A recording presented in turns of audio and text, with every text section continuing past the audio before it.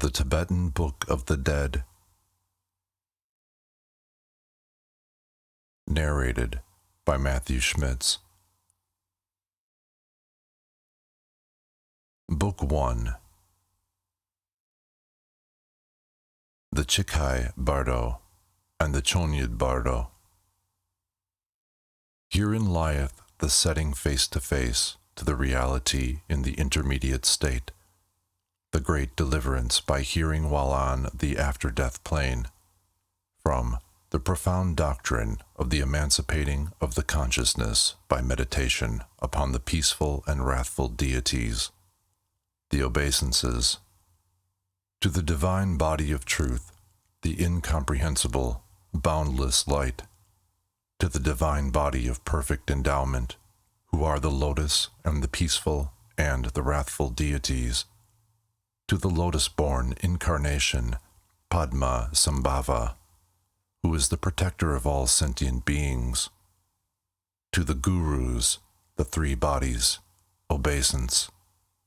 The introduction.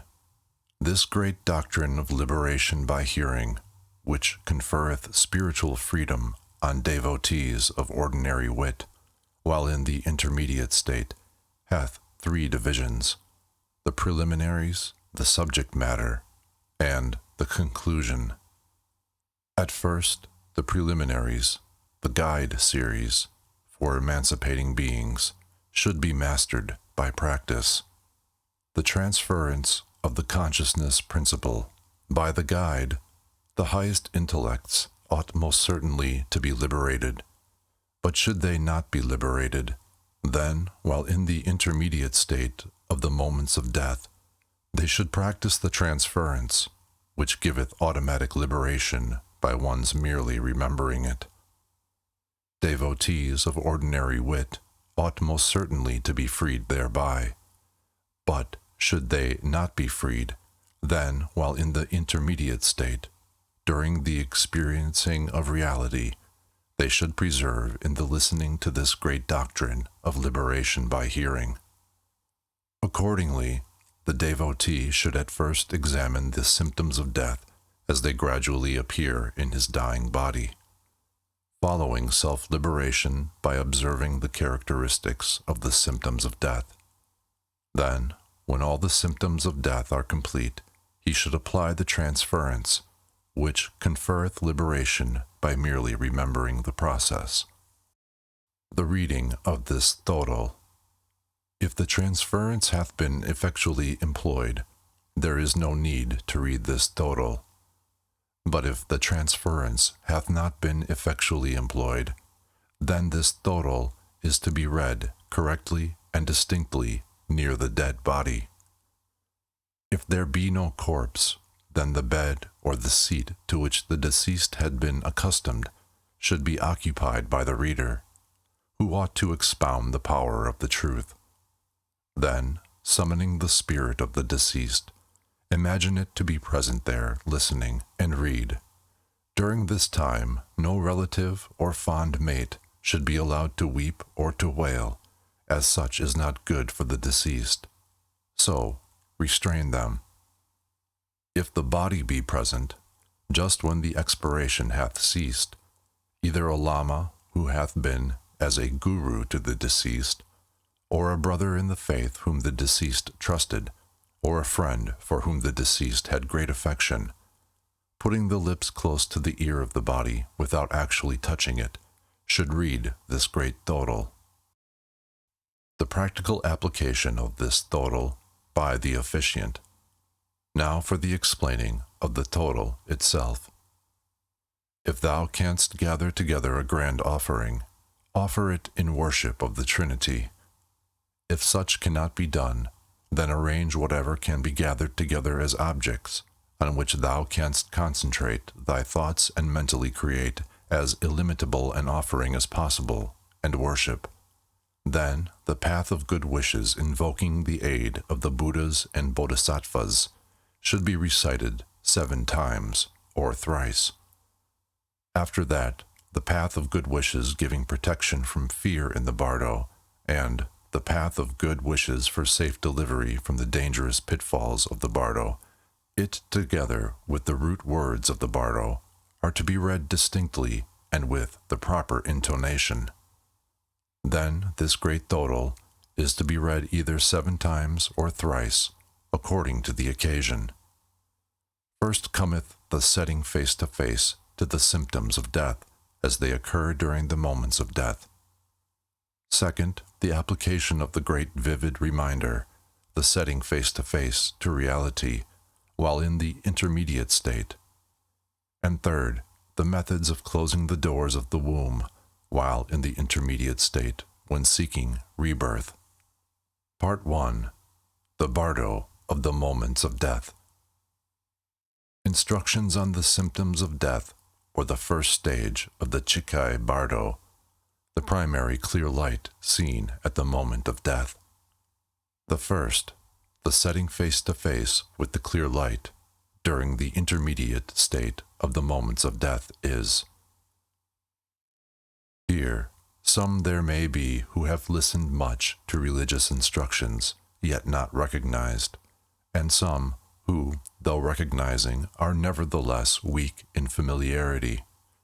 But all classes of individuals who have received the practical teachings called guides will, if this be applied to them, be set face to face with the fundamental clear light, and without any intermediate state, they will obtain the unborn Dharmakaya by the great perpendicular path.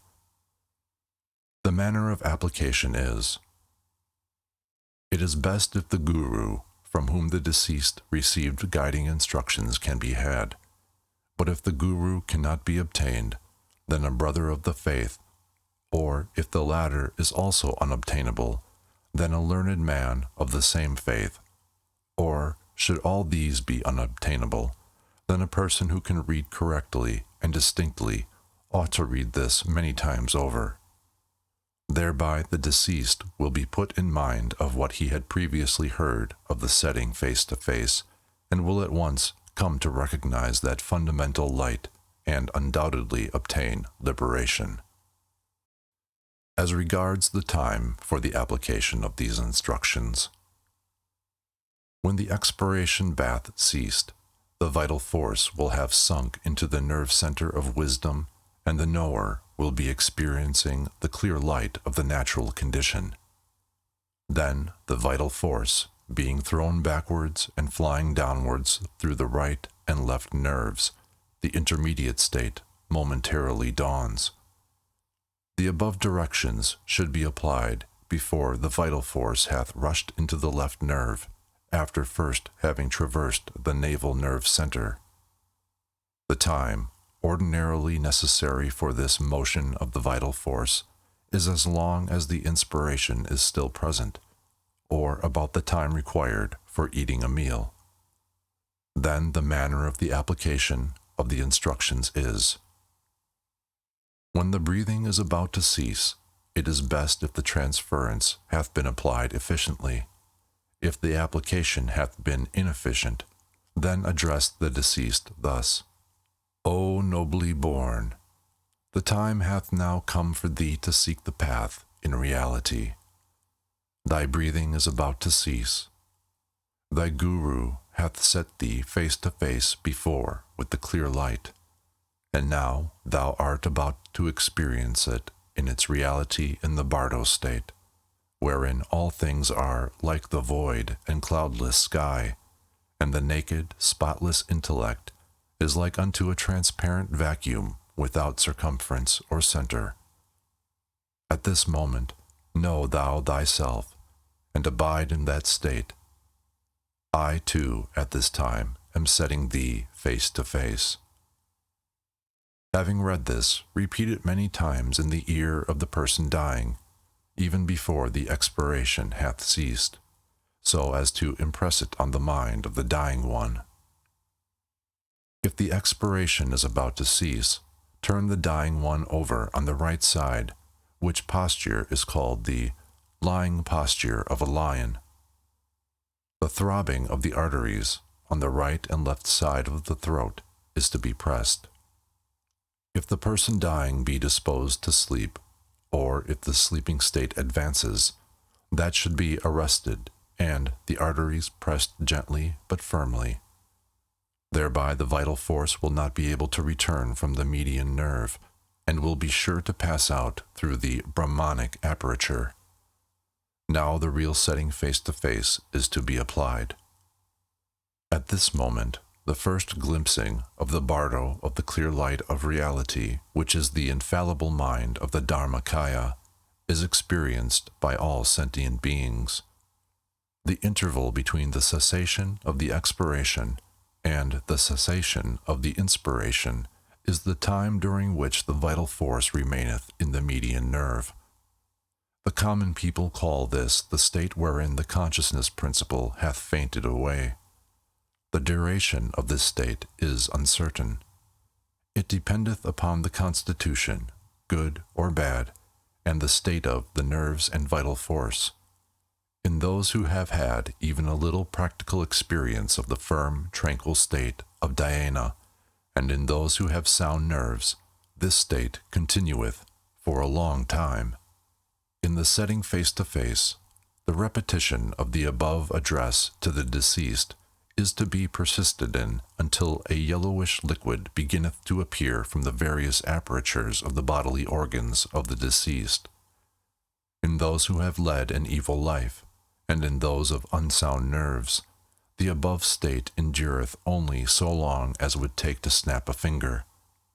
Again, in some, it endureth as long as the time taken for the eating of a meal. In various tantras, it is said that this state of swoon endureth for about 3½ days. Most other religious treatises say for 4 days, and that this setting face to face with the clear light ought to be persevered in during the whole time. The manner of applying these directions is: if when dying one be, by one's own self, capable of diagnosing the symptoms of death, use of the knowledge should have been made ere this. If the dying person be unable to do so, then either the guru or a shishya or a brother in the faith with whom the one dying was very intimate should be kept at hand, who will vividly impress upon the one dying the symptoms of death as they appear in due order, repeatedly saying at first, thus, "Now the symptoms of earth sinking into water are come."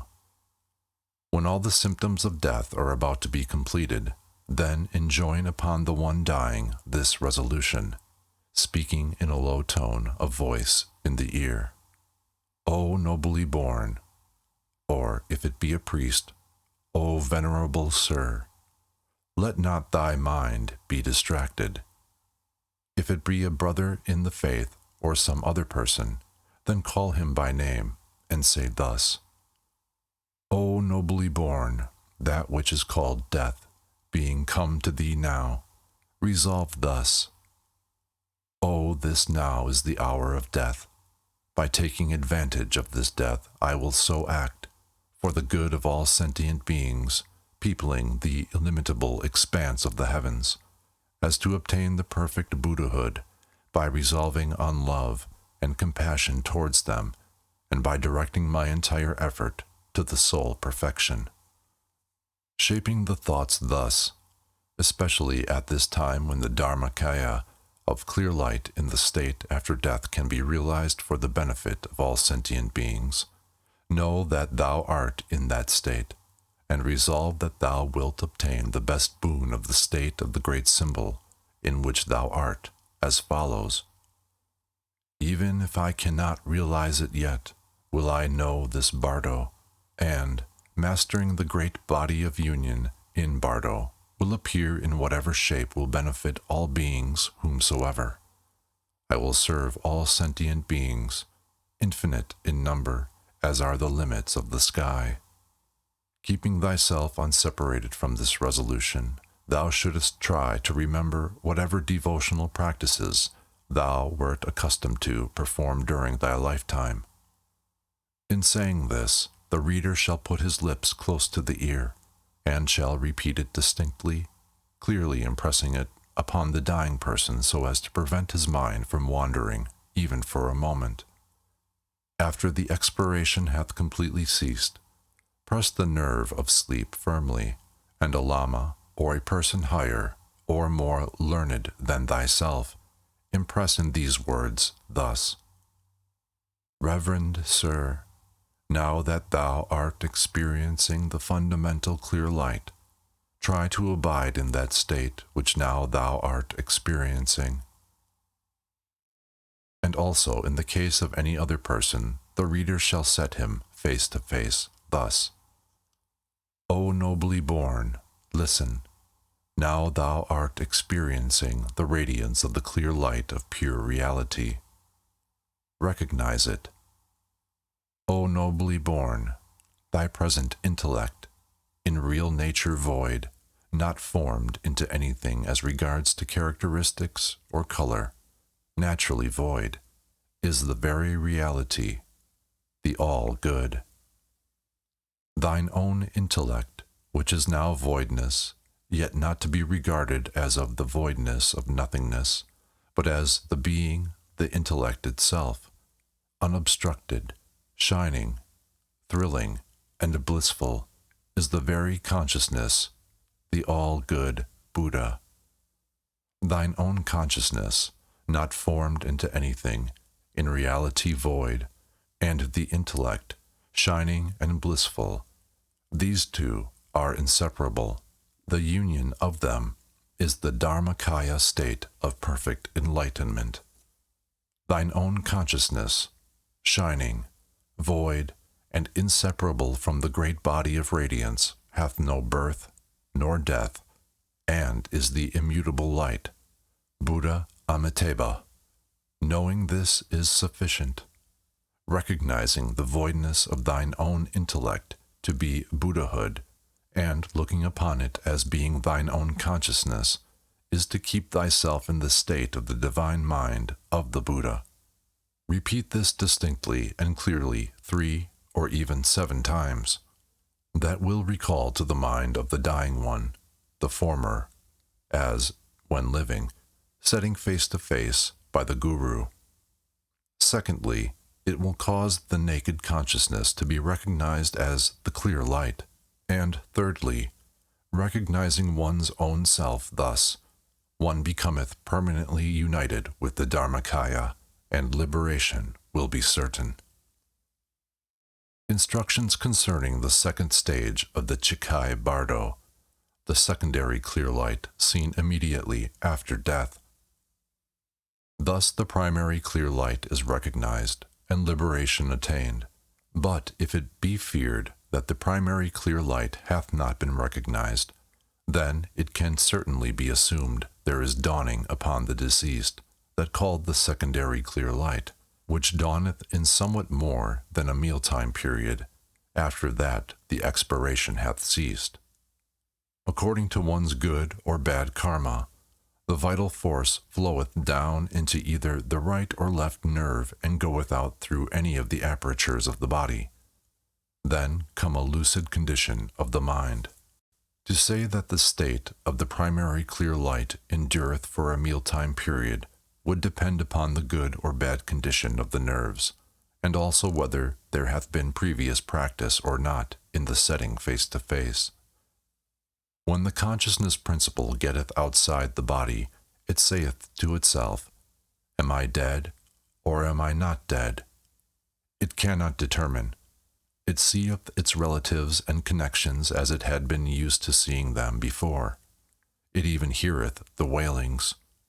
The terrifying karmic illusions have not yet dawned, nor have the frightful apparitions or experiences caused by the lords of death yet come. During this interval, the directions are to be applied by the lama or reader. There are those devotees of the perfected stage of the visualizing stage. If it be one who was in the perfected stage, then call him thrice by name and repeat over and over again the above instructions of setting face to face with the clear light. If it be one who was in the visualizing stage, then read out to him the introductory descriptions and the text of the meditation on his tutelary deity, and then say, O thou of noble birth, meditate upon thine own tutelary deity. Here, the deity's name is to be mentioned by the reader. Do not be distracted. Earnestly concentrate thy mind upon thy tutelary deity. Meditate upon him as if he were the reflection of the moon in the water, apparent, yet inexistent in itself. Meditate upon him as if he were a being with a physical body. So saying, the reader will impress it. If the deceased be of the common folk, say, meditate upon the great compassionate Lord. By thus being set face to face, even those who would not be expected to recognize the bardo unaided are undoubtedly certain to recognize it. Persons who while living had been set face to face with the reality by a guru, yet who have not made themselves familiar with it, will not be able to recognize the bardo clearly by themselves. Either a guru or a brother in the faith will have to impress vividly such persons. There may be even those who have made themselves familiar with the teachings, yet who, because of the violence of the disease causing death, may be mentally unable to withstand illusions. For such, also, this instruction is absolutely necessary. Again, there are those who, although previously familiar with the teachings, have become liable to pass into the miserable states of existence, owing to breach of vows or failure to perform essential obligations honestly. To them, this instruction is indispensable. If the first stage of the bardo path been taken by the forelock, that is best. But if not, by application of this distinct recalling to the deceased, while in the second stage of the bardo, his intellect is awakened and attaineth liberation. While on the second stage of the bardo, one's body is of the nature of that called the shining illusory body. Not knowing whether he be dead or not, a state of lucidity cometh to the deceased. If the instructions be successfully applied to the deceased while he is in that state, then, by the meeting of the mother reality and the offspring reality, karma controlleth not. Like the sun's rays, for example, dispelling the darkness, the clear light on the path dispelleth the power of karma. That which is called the second stage of the bardo dawneth upon the thought body. The knower hovereth within those places to which its activities had been limited. If at this time this special teaching be applied efficiently, then the purpose will be fulfilled, for the karmic illusions will not have come yet, and, therefore, he, the deceased, cannot be turned hither and thither from his aim of achieving enlightenment. Part 2. The Bardo of the Experiencing of Reality. Introductory instructions concerning the experiencing of reality during the third stage of the bardo, called the Choinyid bardo, when the karmic apparitions appear. But even though the primary clear light be not recognized, the clear light of the second bardo being recognized, liberation will be obtained. If not liberated even by that, then that called the third bardo, or the Choinyid bardo, dawneth. In this stage of the bardo, the karmic illusions come to shine. It is very important that this great setting face to face of the Choinyid bardo be read. It hath much power and can do much good. About this time, the deceased can see that the share of food is being set aside, that the body is being stripped of its garments, that the place of the sleeping rug is being swept, can hear all the weeping and wailing of his friends and relatives, and, although he can see them and can hear them calling upon him, they cannot hear him calling upon them, so he goeth away displeased. At that time, sounds, lights, and rays, all three, are experienced. These awe, frighten, and terrify, and cause much fatigue. At this moment, this setting face to face with the bardo during the experiencing of reality is to be applied. Call the deceased by name, and correctly and distinctly explain to him as follows. O nobly born, listen with full attention without being distracted. There are 6 states of Bardo, namely, the natural state of Bardo while in the womb, the Bardo of the dream state, the Bardo of ecstatic equilibrium while in deep meditation, the Bardo of the moment of death, the Bardo during the experiencing of reality, the Bardo of the inverse process of samsaric existence. These are the 6. O nobly born, thou wilt experience 3 Bardos, the Bardo of the moment of death, the Bardo during the experiencing of reality, and the Bardo while seeking rebirth. Of these 3, up to yesterday, thou hadst experienced the Bardo of the moment of death. Although the clear light of reality dawned upon thee, thou wert unable to hold on, and so thou hast to wander here. Now, henceforth, thou art going to experience the other 2, the Chonyid Bardo and the Sidpa Bardo. Thou wilt pay undistracted attention to that with which I am about to set thee face to face, and hold on. O nobly born, that which is called death hath now come. Thou art departing from this world, but thou art not the only one. Death cometh to all. Do not cling in fondness and weakness to this life. Even though thou clingest out of weakness, thou hast not the power to remain here. Thou wilt gain nothing more than wandering in this samsara. Be not attached to this world. Be not weak. Remember the precious Trinity. O nobly born, whatever fear and terror may come to thee in the Chonyid Bardo, forget not these words, and bearing their meaning at heart, go forwards. In them lieth the vital secret of recognition. Alas, when the uncertain experiencing of reality is dawning upon me here, with every thought of fear or terror or awe for all apparitional appearances set aside, may I recognize whatever visions appear as the reflections of mine own consciousness. May I know them to be of the nature of apparitions in the Bardo. When, at this all-important moment of opportunity of achieving a great end, may I not fear the bands of peaceful and wrathful deities, mine own thought forms. Repeat thou these verses clearly, and remembering their significance as thou repeatest them, go forwards, O nobly born. Thereby, whatever visions of awe or terror appear, recognition is certain, and forget not this vital secret art lying therein.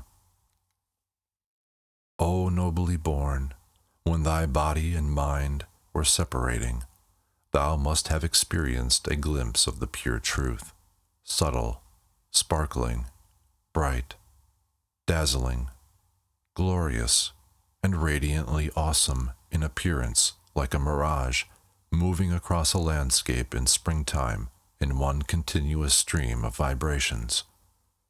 Be not daunted thereby, nor terrified, nor awed. That is the radiance of thine own true nature. Recognize it. From the midst of that radiance, the natural sound of reality, reverberating like 1,000 thunders simultaneously sounding, will come. That is the natural sound of thine own real self. Be not daunted thereby, nor terrified, nor awed. The body which thou hast now is called the thought body of propensities. Since thou hast not a material body of flesh and blood, whatever may come, sounds, lights, or rays, are all 3 unable to harm thee. Thou art incapable of dying. It is quite sufficient for thee to know that these apparitions are thine own thought forms. Recognize this to be the Bardo. O nobly born, if thou dost not now recognize thine own thought forms, whatever of meditation or of devotions thou mayest have performed while in the human world, if thou hast not met with this present teaching, the lights will daunt thee, the sounds will awe thee, and the rays will terrify thee. Shouldest thou know this all-important key to the teachings, not being able to recognize the sounds, lights, and rays, thou wilt have to wander in the samsara. The dawning of the peaceful deities from the 1st to the 7th day. Assuming that the deceased is karmically bound, as the average departed one is, to pass through the 49 days of the Bardo existence, despite the very frequent settings face to face, the daily trials and dangers which he must meet and attempt to triumph over, during the first 7 days, wherein dawn the peaceful deities, are next explained to him in detail. The first day, judging from the text, be reckoned from the time in which normally he would be expected to wake up to the fact that he is dead and on the way back to rebirth, or about 3½ to 4 days after death. The first day. O nobly born, thou hast been in a swoon during the last 3½ days. As soon as thou art recovered from this swoon, thou wilt have the thought, what hath happened? Act so that thou wilt recognize the Bardo. At that time, all the samsara will be in revolution, and the phenomenal appearances that thou wilt see then will be the radiances and deities. The whole heavens will appear deep blue. Then, from the central realm, called the spreading forth of the seed, the Bhagavan Vairocana, white in color and seated upon a lion throne, bearing an 8-spoked wheel in his hand, and embraced by the mother of the space of heaven, will manifest himself to thee. It is the aggregate of matter resolved into its primordial state, which is the blue light. The wisdom of the Dharma Dhatu, blue in color, shining, transparent, glorious, dazzling, from the heart of the Vairocana, as the Father-Mother, will shoot forth and strike against thee with a light so radiant that thou wilt scarcely be able to look at it. Along with it, there will also shine a dull white light from the Devas, which will strike against thee in thy front. Thereupon, because of the power of bad karma, the glorious blue light of the wisdom of the Dharma Dhatu will produce in thee fear and terror, and thou wilt wish to flee from it. Thou wilt beget a fondness for the dull white light of the Devas. At this stage, thou must not be awed by the divine blue light which appears shining, dazzling, and glorious, and be not startled by it. That is the light of the Tathagata, called the light of the wisdom of the Dharma Dhatu. Put thy faith in it, believe in it firmly, and pray unto it, thinking in thy mind that it is the light proceeding from the heart of the Bhagavan Vairocana, coming to receive thee while in the dangerous ambuscade of the Bardo. That light is the light of the grace of Vairocana. Be not fond of the dull white light of the Devas. Be not attached to it. Be not weak. If thou be attached to it, thou wilt wander into the abodes of the Devas, and be drawn into the whirl of the 6 lokas. That is an interruption to obstruct thee on the path of liberation. Look not at it. Look at the bright blue light in deep faith. Put thy whole thought earnestly upon Vairocana, and repeat after me this prayer. Alas, when wandering in the samsara, because of intense stupidity, on the radiant light path of the Dharma Dhatu wisdom, may I be led by the Bhagavan Vairocana. May the Divine Mother of Infinite Space be my rear guard. May I be led safely across the fearful ambush of the Bardo.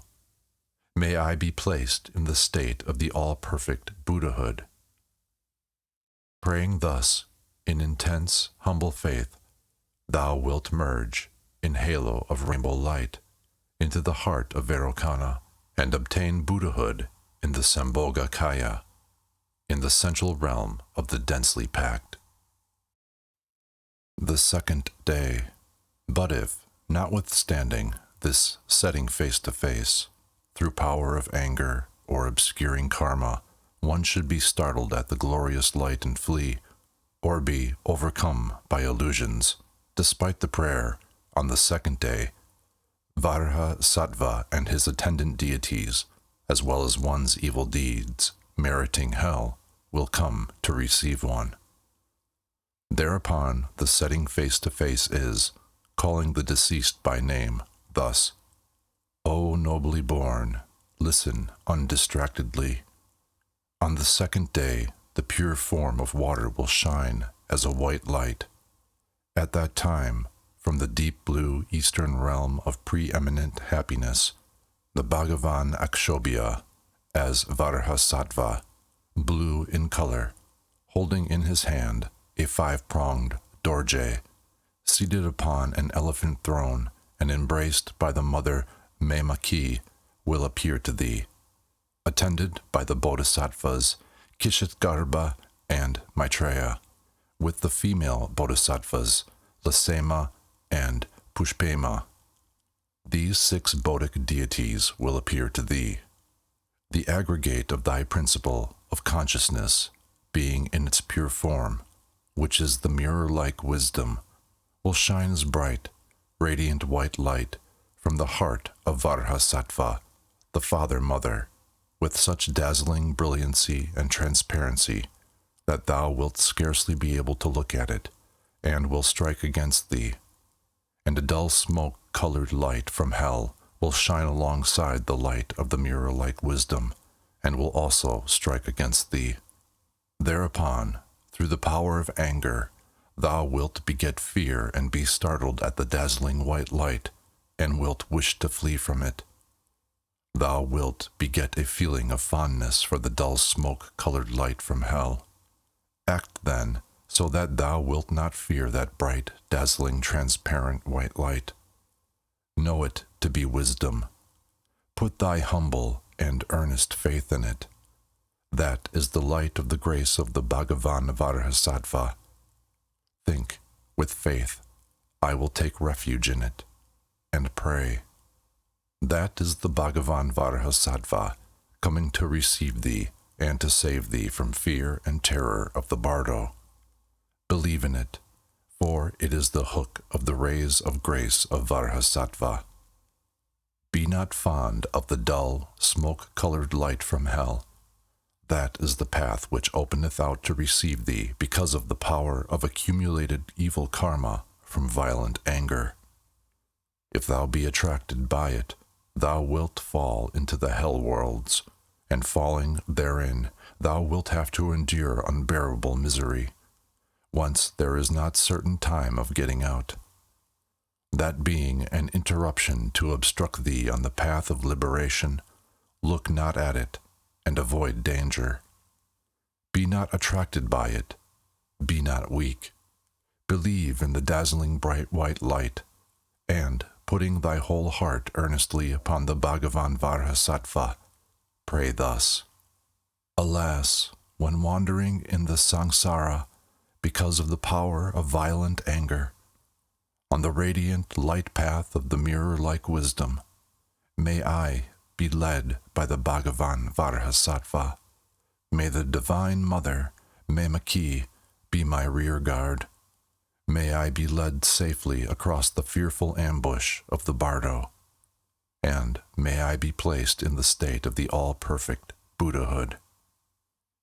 Praying thus, in intense humble faith, thou wilt merge in rainbow light into the heart of the Bhagavan Varahasattva, and obtain Buddhahood in the Sambhogakaya, in the eastern realm called preeminently happy. The third day. Yet even when set face to face in this way, some persons, because of obscurations from bad karma and from pride, although the hook of the rays of grace striketh against them, flee from it. If one be one of them, Then, on the third day, the Bhagavan Ratnasambhava and his accompanying deities, along with the light path from the human world, will come to receive one simultaneously. Again, calling the deceased by name, the setting face to face is thus: O nobly born, listen undistractedly. On the third day, the primal form of the element earth will shine forth as a yellow light. At that time, from the southern realm endowed with glory, the Bhagavan Ratnasambhava, yellow in color, bearing a jewel in his hand, seated upon a horse throne and embraced by the Divine Mother Sangye Chanma, will shine upon thee. The two bodhisattvas, Akasha Bharba and Samanta Bhardra, attended by the two female bodhisattvas, Malema and Dupima, in all 6 Bodic forms, will come to shine from amidst a rainbow halo of light, the aggregate of touch in its primal form, as the yellow light of the wisdom of equality, dazzlingly yellow, glorified with orbs having satellite orbs of radiance, so clear and bright that the eye can scarcely look upon it, will strike against thee. Side by side with it, the dull bluish-yellow light from the human world will also strike against thy heart, along with the wisdom light. Thereupon, through the power of egotism, thou wilt beget a fear for the dazzling yellow light, and wilt wish to flee from it. Thou wilt be fondly attracted towards the dull bluish-yellow light from the human world. At that time, do not fear that bright, dazzling yellow, transparent light, but know it to be wisdom. In that state, keeping thy mind resigned, trust in it earnestly and humbly. If thou knowest it to be the radiance of thine own intellect, although thou exertest not thy humility and faith and prayer to it, the divine body and light will merge into thee inseparably, and thou wilt obtain Buddhahood. If thou dost not recognize the radiance of thine own intellect, think with faith. It is the radiance of the grace of the Bhagavan Ratnasambhava. I will take refuge in it and pray. It is the hook of the grace rays of the Bhagavan Ratnasambhava. Believe in it. Be not fond of that dull bluish-yellow light from the human world. That is the path of thine accumulated propensities of violent egotism come to receive thee. If thou art attracted by it, thou wilt be born in the human world and have to suffer birth, age, sickness, and death, and thou wilt have no chance of getting out of the quagmire of worldly existence. That is an interruption to obstruct thy path of liberation. Therefore, look not upon it, and abandon egotism, abandon propensities. Be not attracted towards it, be not weak. Act so as to trust in that bright, dazzling light. Put thine earnest thought one-pointedly upon the Bhagavan Ratnasambhava, and pray thus: Alas, when wandering in the samsara because of the power of violent egotism, on the radiant light path of the wisdom of equality, may I be led by the Bhagavan Ratnasambhava. May the Divine Mother, she of the Buddha eye, be my rear guard. May I be led safely across the fearful ambush of the Bardo, and may I be placed in the state of the all-perfect Buddhahood. By praying thus, with deep humility and faith, thou wilt merge into the heart of the Bhagavan Ratnasambhava, the Divine Father-Mother, in halo of rainbow light, and attain Buddhahood in the Sambhoga Kaya, in the southern realm endowed with glory. The fourth day. By thus being set face to face, however weak the mental faculties may be, there is no doubt of one's gaining liberation. Yet, though so often set face to face, there are classes of men who, having created much bad karma, or having failed in observance of vows, or their lot for higher development being altogether lacking, prove unable to recognize their obscurations and evil karma from covetousness and miserliness produce awe of the sounds and radiances, and they flee. If one be one of these classes, Then on the fourth day, the Bhagavan Amitabha and his attendant deities, together with the light path from the Pretaloka, proceeding from miserliness and attachment, will come to receive one simultaneously. Again, the setting face to face is calling the deceased by name, thus, O nobly born, listen undistractedly. On the fourth day, the red light, which is the primal form of the element fire, will shine.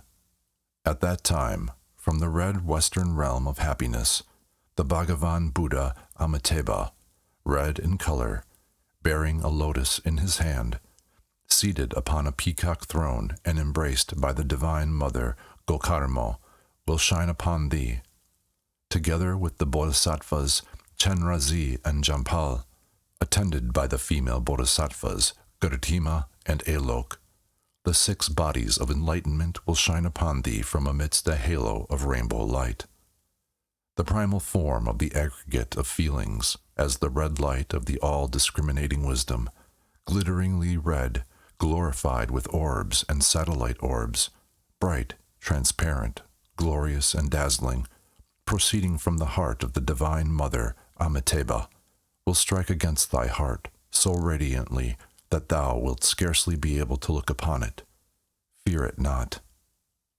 Along with it, a dull red light from the Pretaloka, coming side by side with the light of wisdom, will also shine upon thee.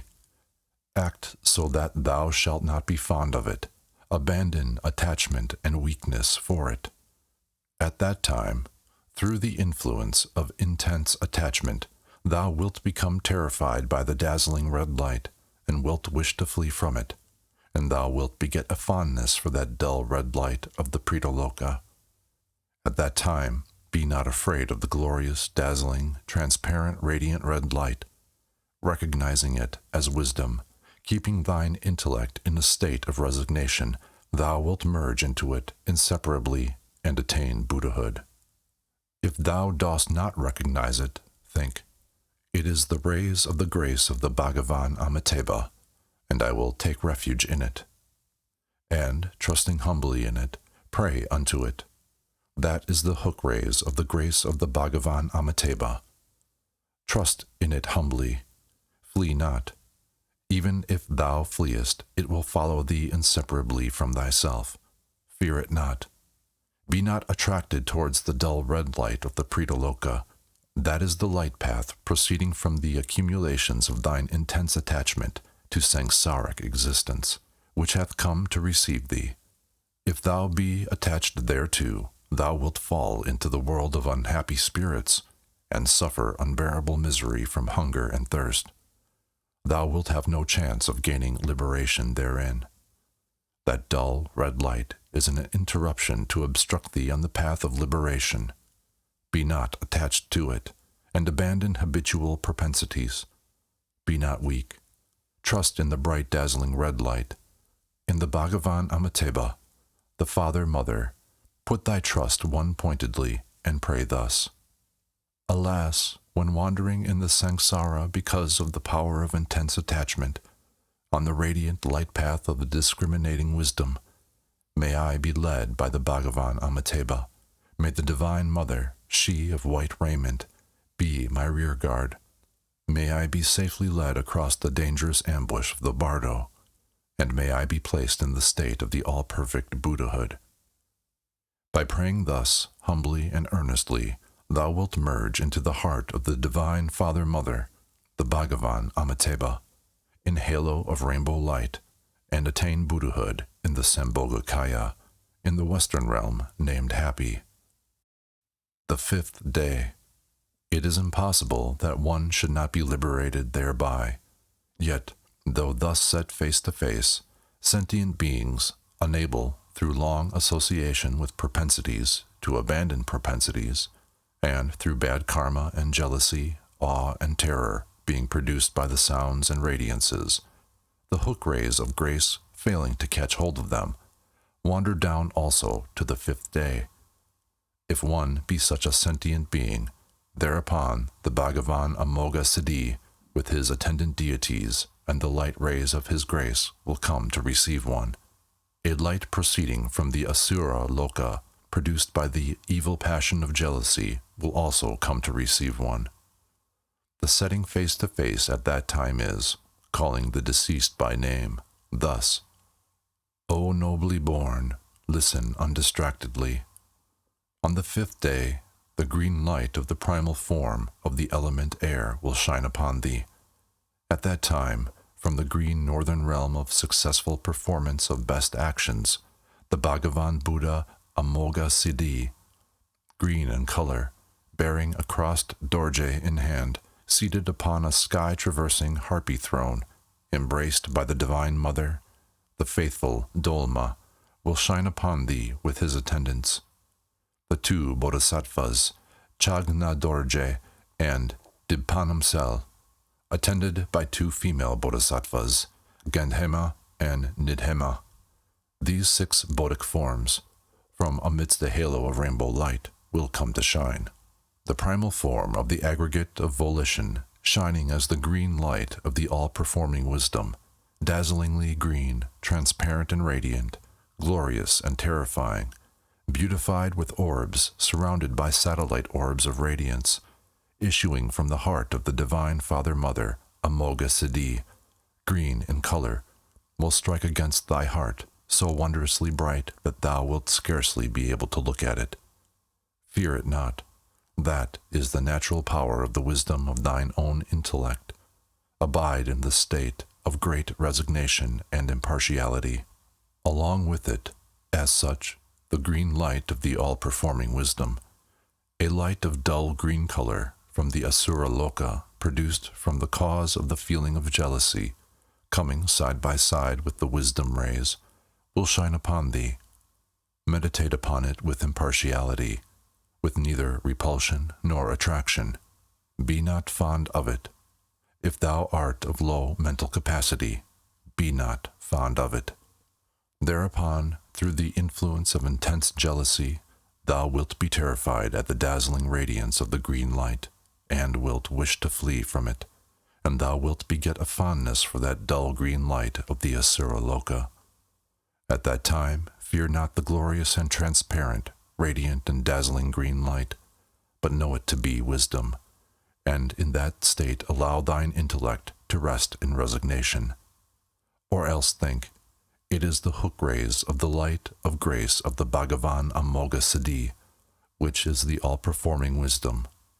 Believe thus on it. Flee not from it. Even though thou shouldst flee from it, it will follow thee inseparably from thyself. Fear it not. Be not fond of that dull green light of the Asura Loka. That is the karmic path of acquired intense jealousy, which hath come to receive thee. If thou art attracted by it, thou wilt fall into the Asura Loka, and have to engage in unbearable miseries of quarreling and warfare. That is an interruption to obstruct thy path of liberation. Be not attracted by it. Abandon thy propensities. Be not weak.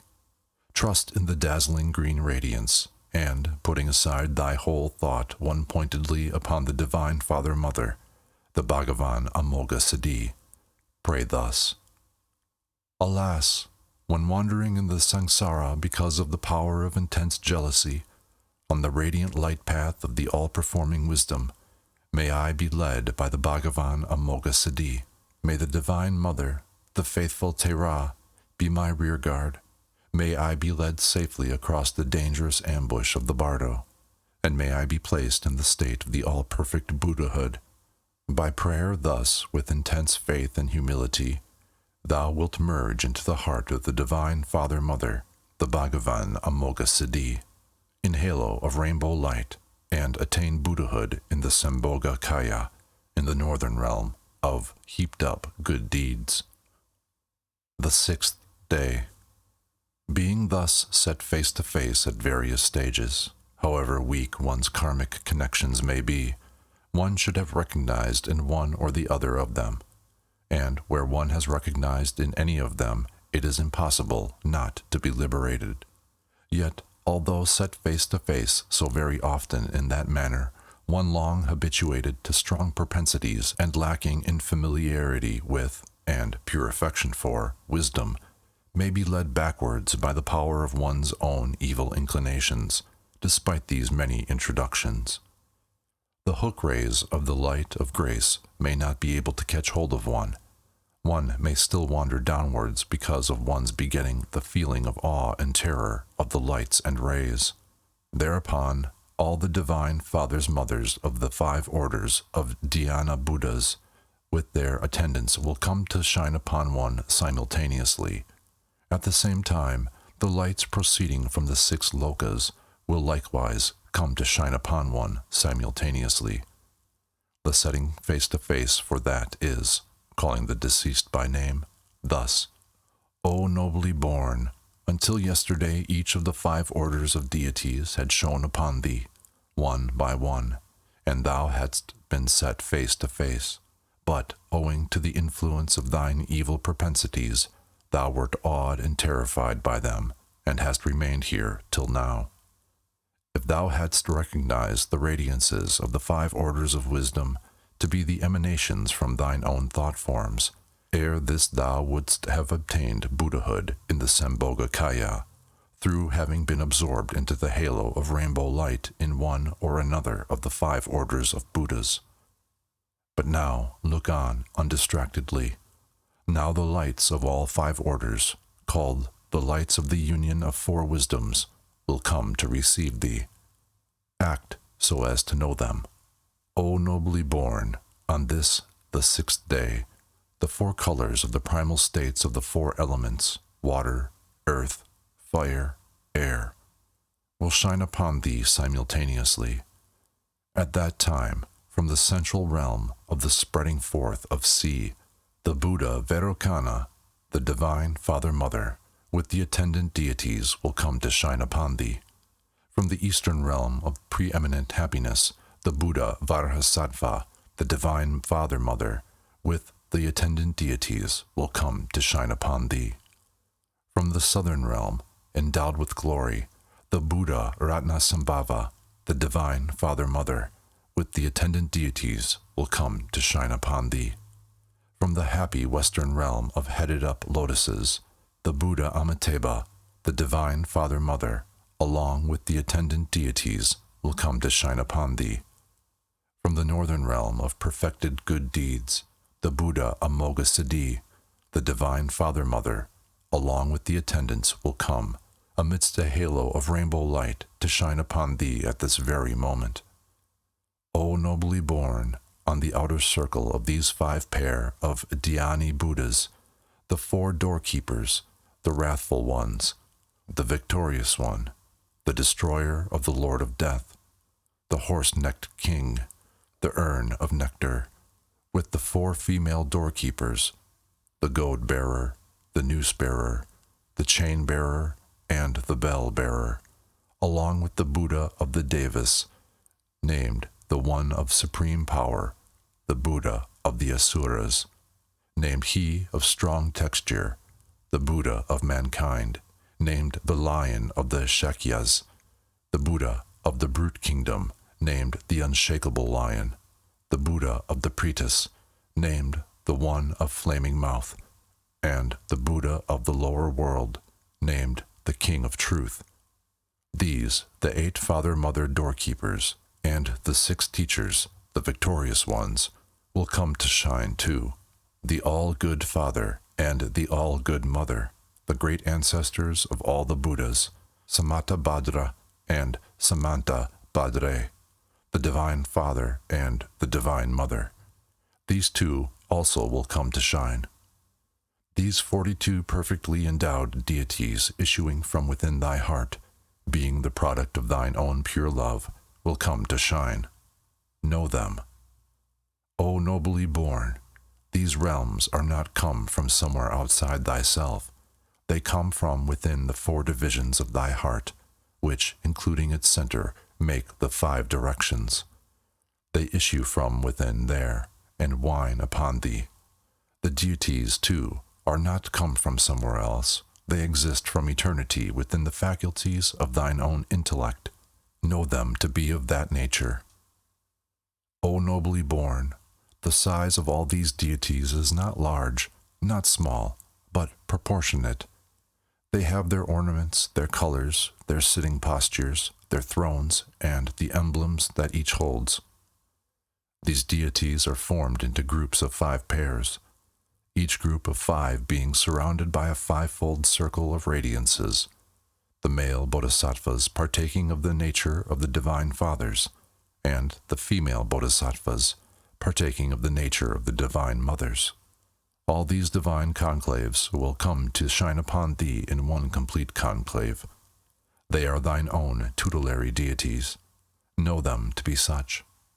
O nobly born, from the hearts of the divine fathers and mothers of the 5 orders, the rays of light of the 4 wisdoms united, extremely clear and fine, like the rays of the sun spun into threads, will come and shine upon thee and strike against thy heart.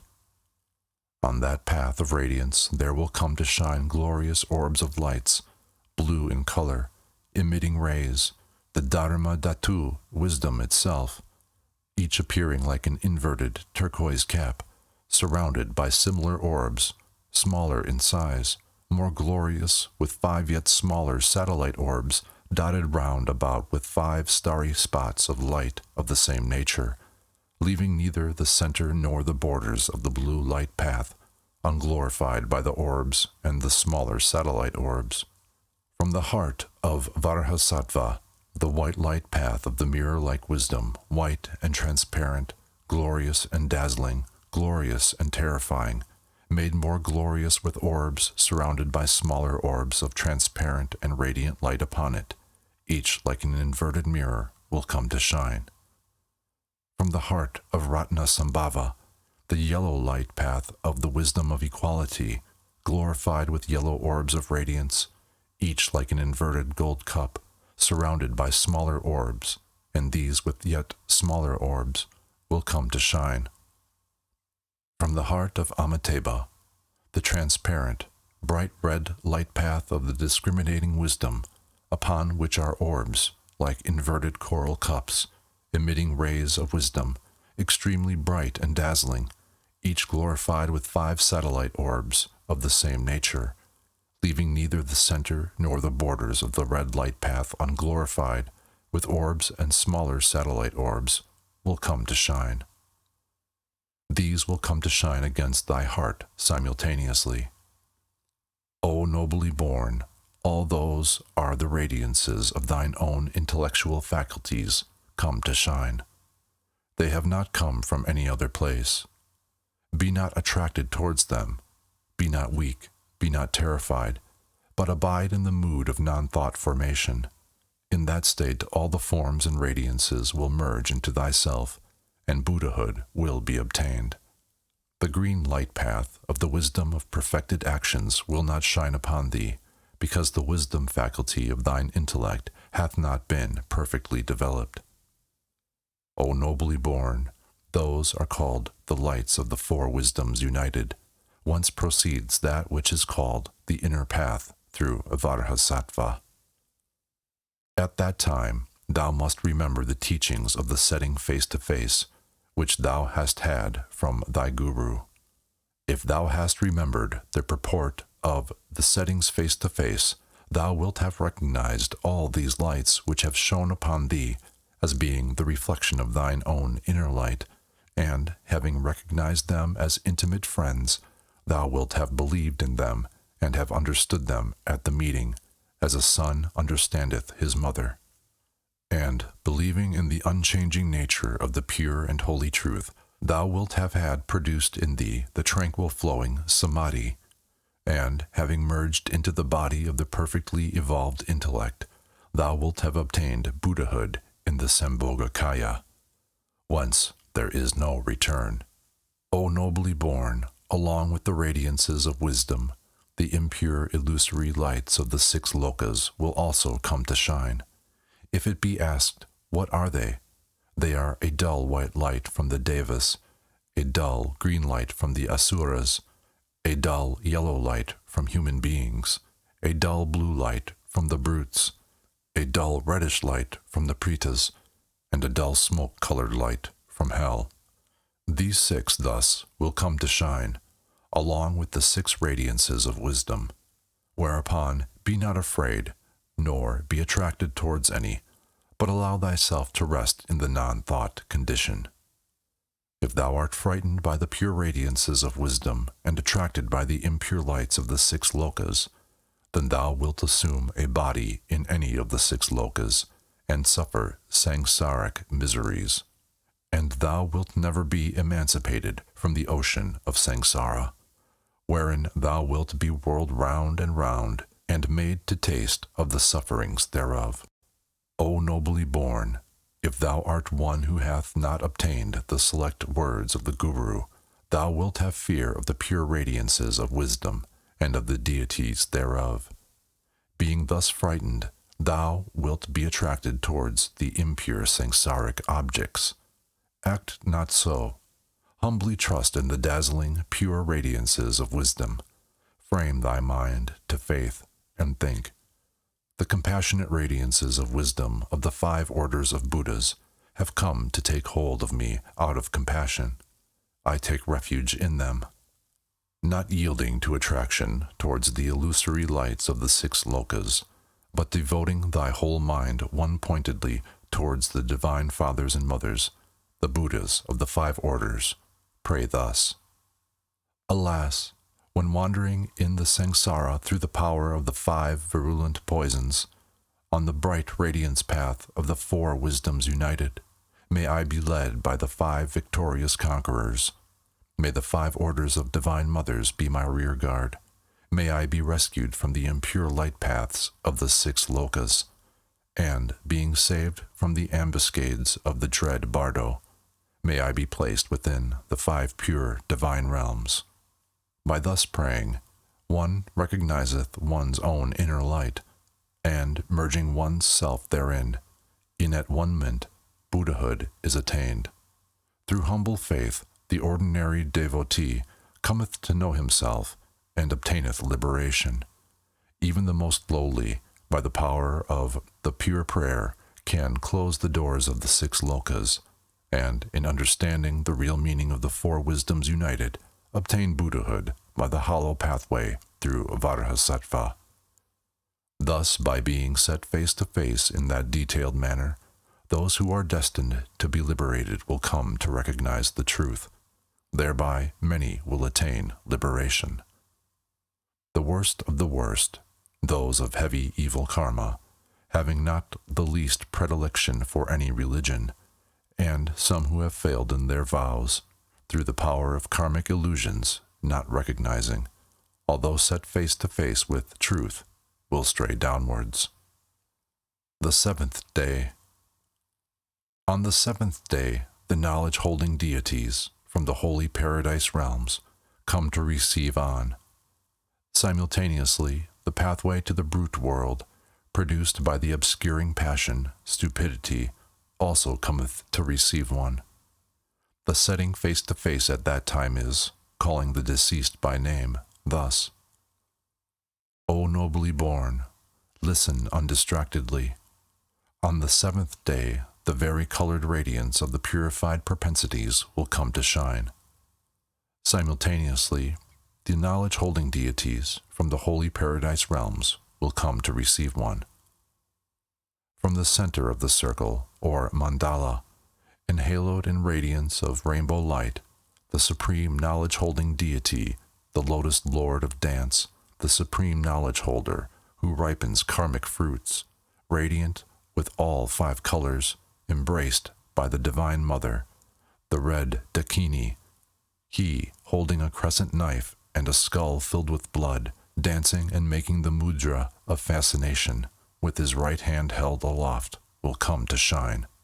To the east of that circle, the deity called the earth-abiding knowledge-holder, white of color, with radiant, smiling countenance, embraced by the white Dakini, the Divine Mother, he holding a crescent knife and a skull filled with blood, dancing and making the mudra of fascination, with his right hand held aloft, will come to shine.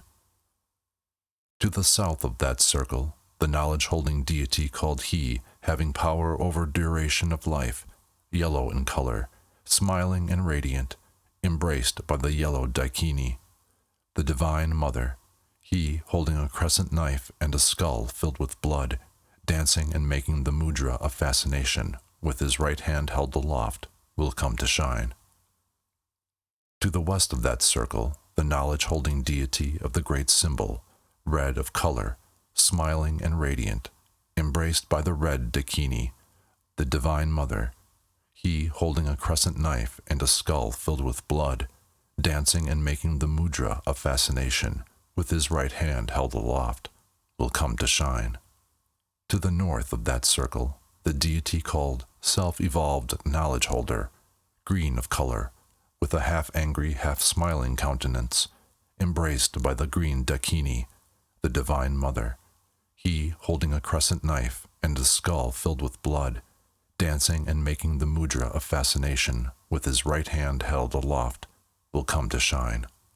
In the outer circle, round about these knowledge holders, innumerable bands of Dakinis, Dakinis of the 8 places of cremation, Dakinis of the 4 classes, Dakinis of the 3 abodes, Dakinis of the 30 holy places, and of the 24 places of pilgrimage, heroes, heroines, celestial warriors, and faith-protecting deities, male and female, each bedecked with the 6 bone ornaments, having drums and thigh-bone trumpets, skull timbrels, banners of gigantic human-like hides, human hide canopies, human hide bannerets, fumes of human fat incense, and innumerable other kinds of musical instruments, filling with music the whole world systems and causing them to vibrate, to quake and tremble with sounds so mighty as to daze one's brain, and dancing various measures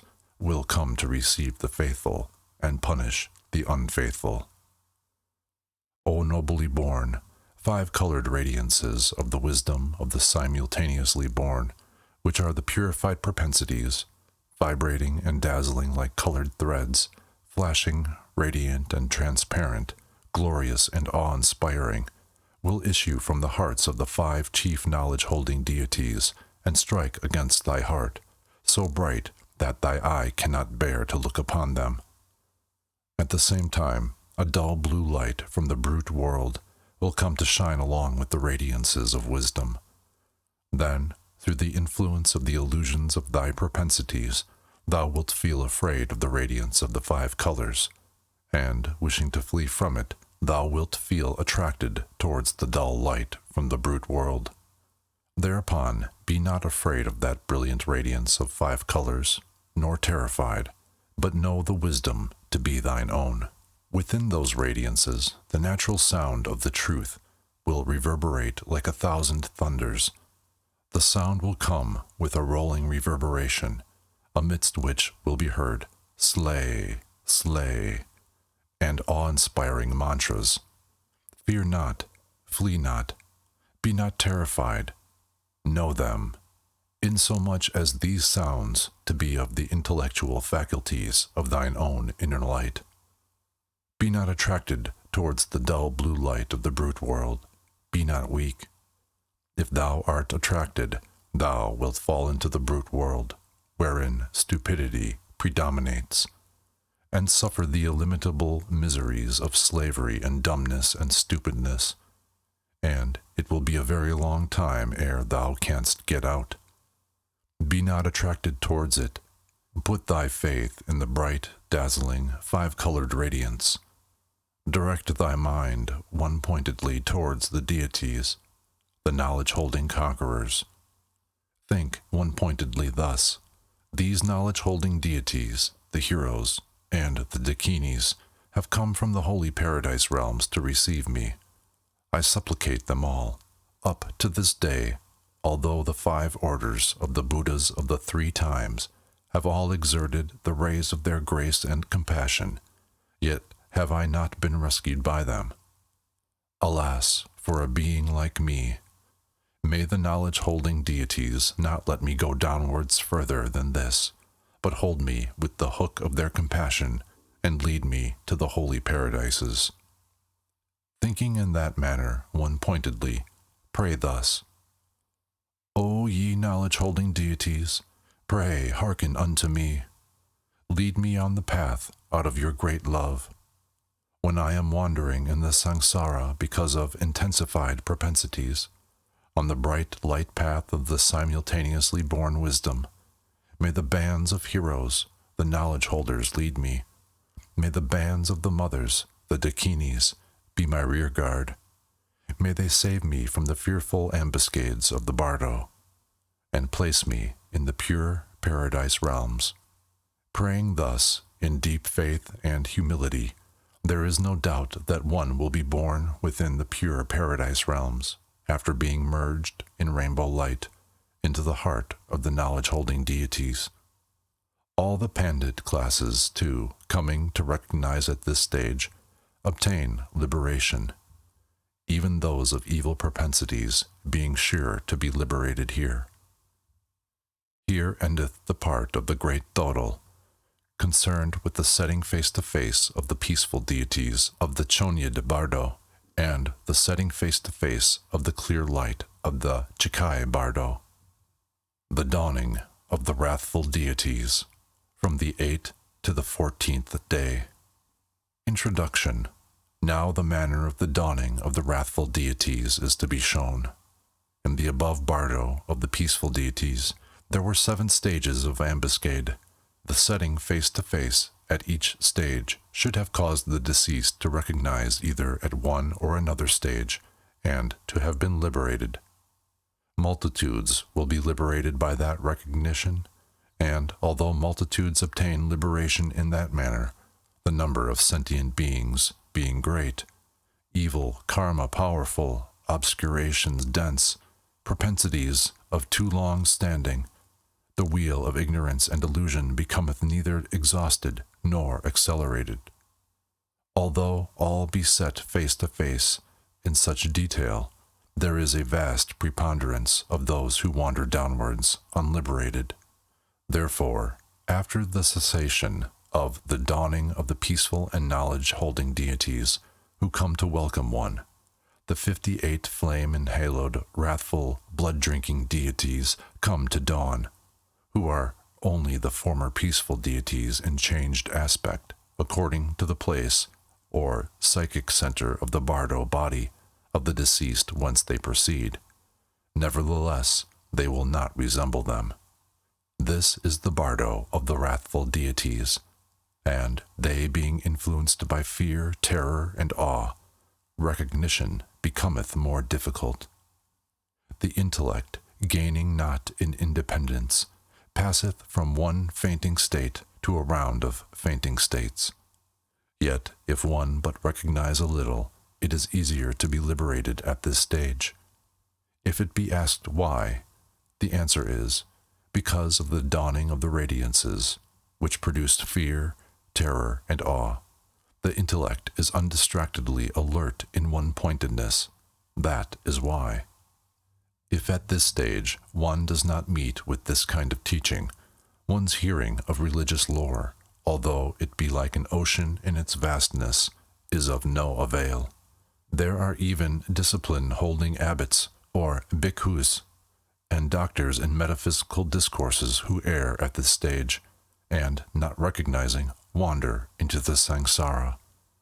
As for the common worldly folk, what need is there to mention them? By fleeing through fear, terror, and awe, they fall over the precipices into the unhappy worlds and suffer. But the least of the devotees of the mystic Mantrayana doctrines, as soon as he sees these blood-drinking deities, will recognize them to be his tutelary deities, and the meeting will be like that of human acquaintances. He will trust them, and becoming merged into them, in at one ment, will obtain Buddhahood. By having meditated on the description of these blood-drinking deities while in the human world, and by having performed some worship or praise of them, or at least by having seen their painted likenesses and their images, upon witnessing the dawning of the deities at this stage, recognition of them will result, and liberation. In this lieth the art. Again, at the death of those discipline-holding abbots and doctors in metaphysical discourses, who remain uninstructed in these Bardo teachings, However assiduously they may have devoted themselves to religious practices, and however in the human world there will not come any phenomenal signs such as rainbow halo at the funeral pyre, nor bone relics from the ashes.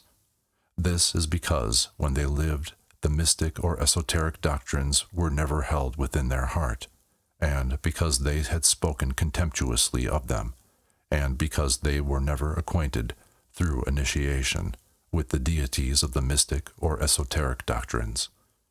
Thus, when these dawn on the bardo, they do not recognize them.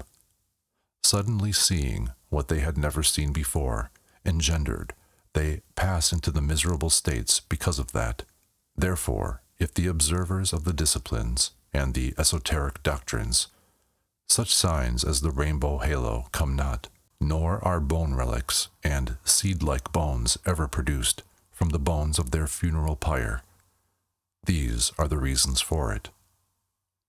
The least of Mantrayanic devotees, who may seem to be of very unrefined manners, unindustrious, untactful, and who may not live in accordance with his vows, and who in every way may be inelegant in his habits, and even unable perhaps to carry the practices of his teachings to a successful issue.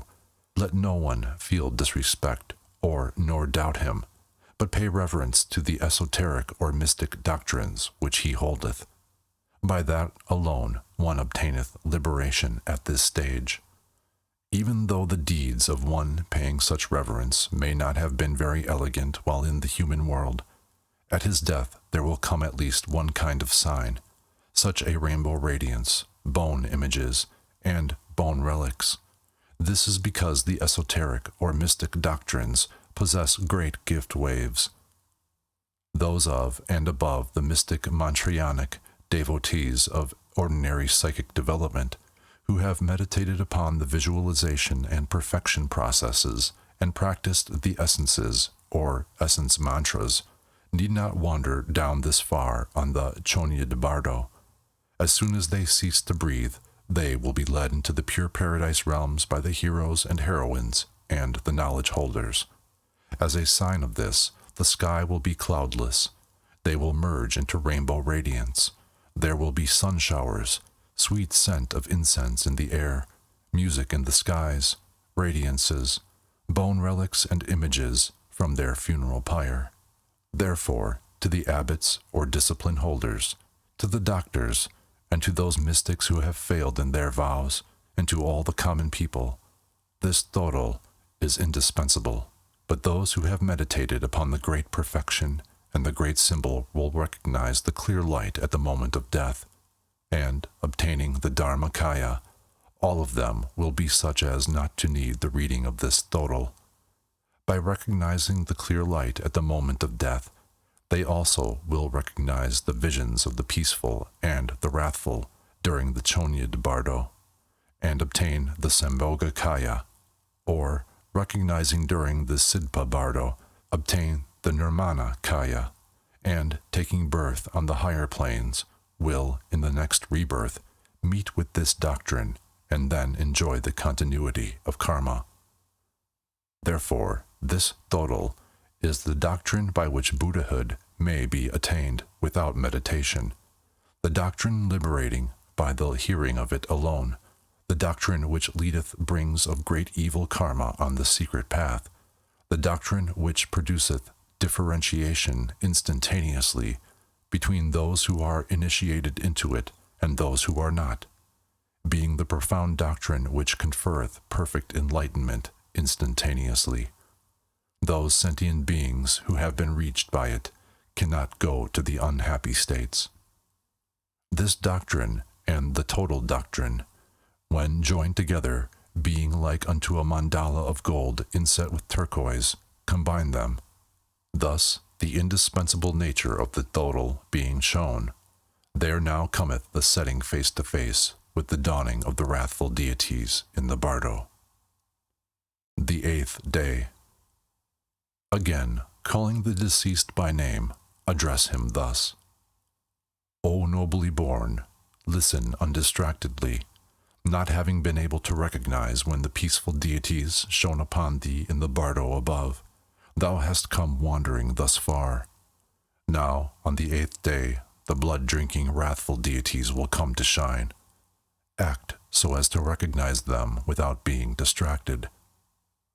O nobly born, the great glorious Buddha Heruka, dark brown of color, with 3 heads, 6 hands, and 4 feet firmly postured, the right face being white, the left red, the central dark brown, the body emitting flames of radiance, the 9 eyes widely opened in terrifying gaze, the eyebrows quivering like lightning, the protruding teeth glistening and set over one another, giving vent to sonorous utterances of ah la la and ha ha, and piercing whistling sounds. The hair of a reddish-yellow color standing on end and emitting radiance, the heads adorned with dried human skulls and the symbols of the sun and moon, black serpents and raw human heads forming a garland for the body, the first of the right hands holding a wheel, the middle one a sword, the last one a battle axe, the first of the left hands a bell, the middle one a skull bowl, the last one a plowshare. His body embraced by the mother Buddha Krotisharima, her right hand clinging to his neck and her left putting to his mouth a red shell filled with blood, making a palatal sound like a crackling, and a clashing sound, and a rumbling sound as loud as thunder, emanating from the 2 deities radiant flames of wisdom, blazing from every hair pore of the body, and each containing a flaming dorje. The 2 deities together thus, standing with one leg bent and the other straight and tense, on a dais supported by horned eagles, will come forth from within thine own brain and shine vividly upon thee. Fear that not. Be not awed. Know it to be the embodiment of thine own intellect. As it is thine own tutelary deity, be not terrified. Be not afraid, for in reality it is the Bhagavan Virokana, the Father-Mother. Simultaneously with the recognition, liberation will be obtained. If they be recognized, merging thyself in at-one-ment into the tutelary deity, Buddhahood and the Sambhogakaya will be one. The 9th day. But if one flee from them, through awe and terror, being begotten, then, on the 9th day, the blood-drinking deities of the Varha order will come to receive one. Thereupon the setting face-to-face is, calling the deceased by name, thus, O nobly born, listen undistractedly. He of the blood-drinking Varha order, named the Bhagavan Varha Heruka, dark blue in color, with 3 faces, 6 hands, and 4 feet, firmly postured, in the first right hand holding a dorje, in the middle one a skull bowl, in the last one a battle axe, in the first of the left a bell, in the middle one a skull bowl, in the last one a plowshare.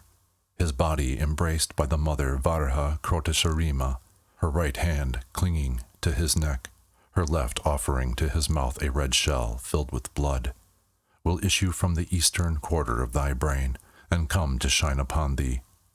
Fear it not. Be not terrified. Be not awed. Know it to be the embodiment of thine own intellect. As it is thine own tutelary deity, be not terrified. In reality, they are the Bhagavan Varhasattva, the father and mother. Believe in them. Recognizing them, liberation will be obtained at once. By so proclaiming them, knowing them to be tutelary deities, merging in them in at-one-ment, Buddhahood will be obtained. The 10th day. Yet if one does not recognize them, the obscurations of evil deeds being too great, and flee from them through terror and awe, then, on the 10th day, the blood-drinking deities of the precious gem order will come to receive one. Thereupon the setting face-to-face is, calling the deceased by name, thus, O nobly born, listen. On the 10th day, the blood-drinking deity of the precious gem order, named Ratna Haruka, yellow of color, having 3 faces, 6 hands, 4 feet firmly postured, the right face white, the left red, the central darkish yellow, enhaloed in flames, in the first of the 6 hands holding a gem, in the middle one a trident staff, in the last one a baton, in the first of the left hands a bell, in the middle one a skull bowl, in the last one a trident staff, his body embraced by the mother Ratna Krotesharima, her right hand clinging to his neck, her left offering to his mouth a red shell filled with blood, will issue from the southern quarter of thy brain, and come to shine upon thee. Fear not, be not terrified, be not awed, know them to be the embodiment of thine own intellect, they being thine own tutelary deities.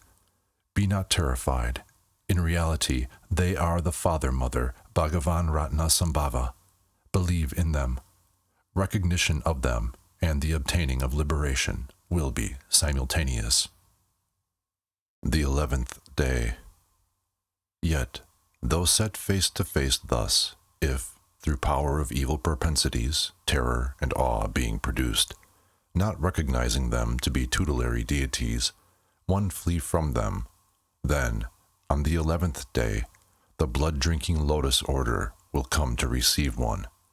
Thereupon, the setting face to face is, calling the deceased by name, thus: O nobly born, on the 11th day, the blood-drinking deity of the lotus order, called the Bhagavan Padma Haruka, of reddish-black color, having 3 faces, 6 hands, and 4 feet firmly postured, the right face white, the left blue, the central darkish red, in the first of the right of the 6 hands holding a lotus, in the middle one a trident staff, in the last a club, in the first of the left hands a bell, in the middle one a skull bowl filled with blood, in the last a small drum, his body embraced by the mother Padma Krotesharima, her right hand clinging to his neck, her left offering to his mouth a red shell filled with blood.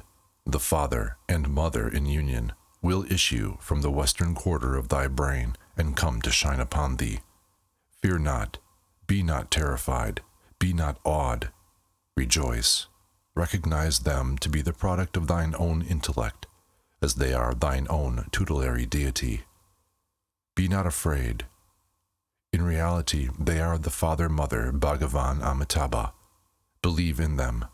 Concomitantly with recognition, liberation will come. Through such acknowledging, recognizing them to be tutelary deities, at one moment thou wilt merge into them and obtain Buddhahood. The 12th day.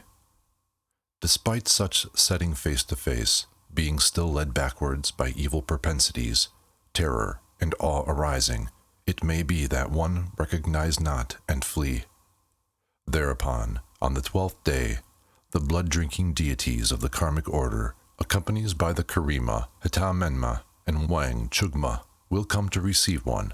Not recognizing, terror may be produced, whereupon the setting face to face is, calling the deceased by name, thus: O nobly born, on the 12th day, the blood-drinking deity of the karmic order, named Karma Herua, dark green of color, having 3 faces, 6 hands, and 4 feet, firmly postured, the right face white, the left red, the middle dark green, majestic of appearance, in the first of the right of 6 hands, holding a sword, in the middle one a trident staff, in the last a club, in the first of the left hands a bell, in the middle one a skull bowl, in the last a plowshare.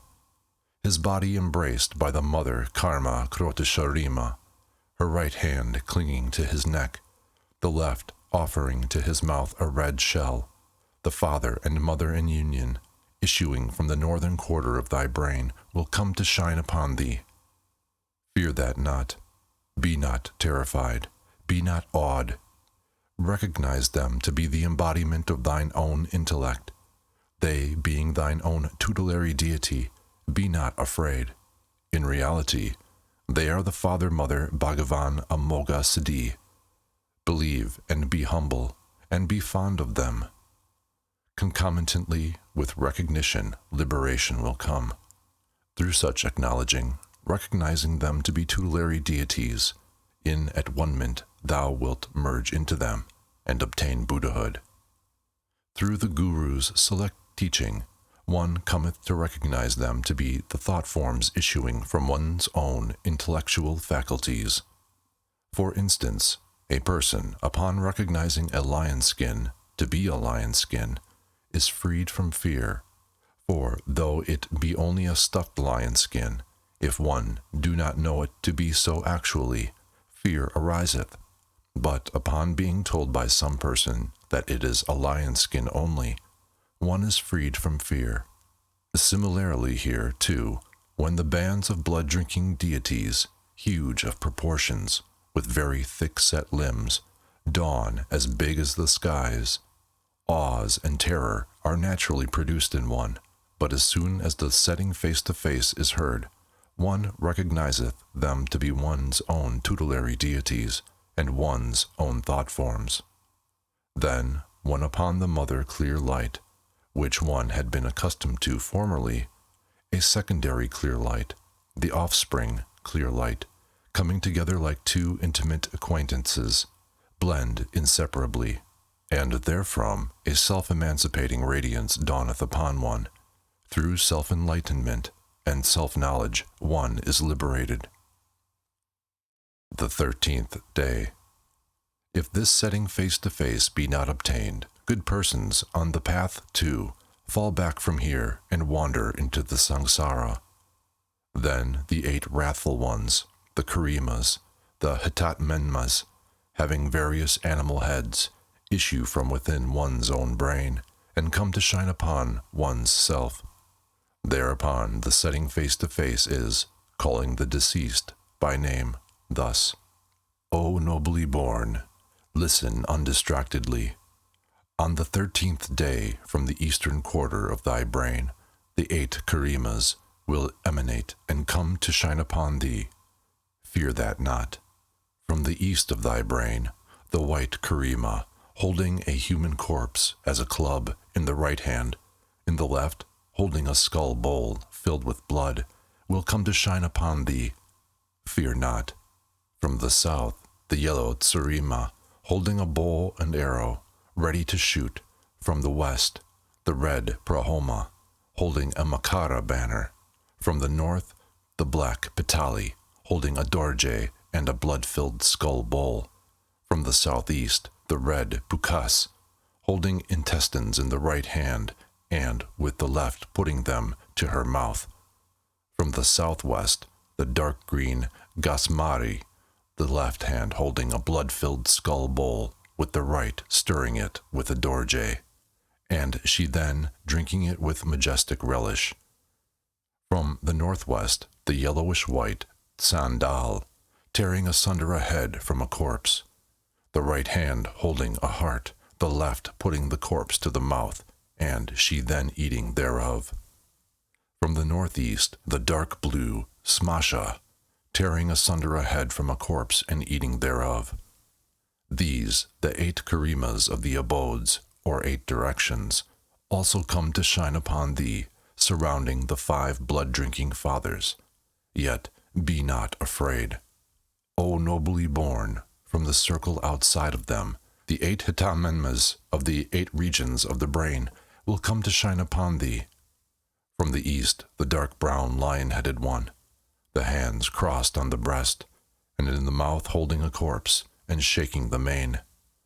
From the south, the red tiger-headed one, the hands crossed downwards, grinning and showing the fangs, and looking on with protruding eyes.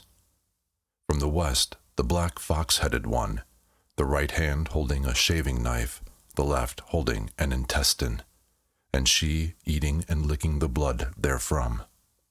From the north, the dark blue wolf-headed one, the 2 hands tearing open a corpse and looking on with protruding eyes. From the southeast, the yellowish-white vulture-headed one, bearing a gigantic human-shaped corpse on the shoulder and holding a skeleton in the hand. From the southwest, the dark red cemetery bird-headed one, carrying a gigantic corpse on the shoulder. From the northwest, the black crow-headed one, the left hand holding a skull bowl, the right holding a sword, and she eating heart and lungs. From the northeast, the dark blue owl-headed one, holding a dorje in the right hand and holding a skull bowl in the left, and eating. These 8 Hita Menmas of the 8 regions, likewise surrounding the blood-drinking fathers, and issuing from within thy brain, come to shine upon thee. Fear that not. Know them to be the thought forms of thine own intellectual faculties. The 14th day. O nobly born, on the 14th day, the 4 female doorkeepers, also issuing from within thine own brain, will come to shine upon thee. Again, recognize. From the east quarter of thy brain will come to shine the white tiger-headed, goad-holding goddess, bearing a blood-filled skull bowl in her left hand. From the south, the yellow sow-headed, noose-holding goddess. From the west, the red lion-headed, iron chain-holding goddess. And from the north, the green serpent-headed, bell-holding goddess. Thus issue the 4 female doorkeepers, also from within thine own brain, and come to shine upon thee as tutelary deities. Recognize them. O nobly born, on the outer circle of these 30 wrathful deities, Herukas, the 28 various-headed, mighty goddesses, bearing various weapons, issuing from within thine own brain, will come to shine upon thee. Fear that not. Recognize whatever shineth to be the thought forms of thine own intellectual faculties. At this vitally important time, recollect the select teachings of the Guru. O nobly born, there will dawn from the east the dark brown yak-headed Rakshasa goddess holding a dorje and a skull, and the reddish-yellow serpent-headed Brahma goddess holding a lotus in her hand, and the greenish-black leopard-headed great goddess holding a trident in her hand, and the blue monkey-headed goddess of inquisitiveness holding a wheel, and the red snow-bear-headed virgin goddess bearing a short spear in the hand, and the white bear-headed Indra goddess holding an intestine noose in the hand. These, the 6 yoginis of the east issuing from within the eastern quarter of thine own brain, will come to shine upon thee. Fear that not. O nobly born, from the south will dawn the yellow bat-headed delight goddess, holding a shaving knife in the hand, and the red Makara-headed peaceful goddess, holding an urn in the hand, and the red scorpion-headed Amrita goddess, holding a lotus in the hand, and the white kite-headed moon goddess, holding a dorje in the hand, and the dark green fox-headed baton goddess, flourishing a club in the hand, and the yellowish-black tiger-headed Rakshasi holding a blood-filled skull bowl in the hand. These, the 6 yoginis of the south, issuing from within the southern quarter of thine own brain, will come to shine upon thee. Fear that not. O nobly born, from the west will dawn the greenish-black vulture-headed eater goddess, holding a baton in the hand, and the red horse-headed delight goddess, holding a huge trunk of a corpse, and the white eagle-headed mighty goddess, holding a club in the hand, and the yellow dog-headed Rakshasi, holding a dorje in the hand, and a shaving knife, and cutting with this, and the red hoopoe-headed desire goddess, holding a bow and arrow in the hand aimed, and the green stag-headed wealth guardian goddess, holding an urn in the hand. These, the 6 yoginis of the west, issuing from within the western quarter of thine own brain, will come to shine upon thee. Fear that not.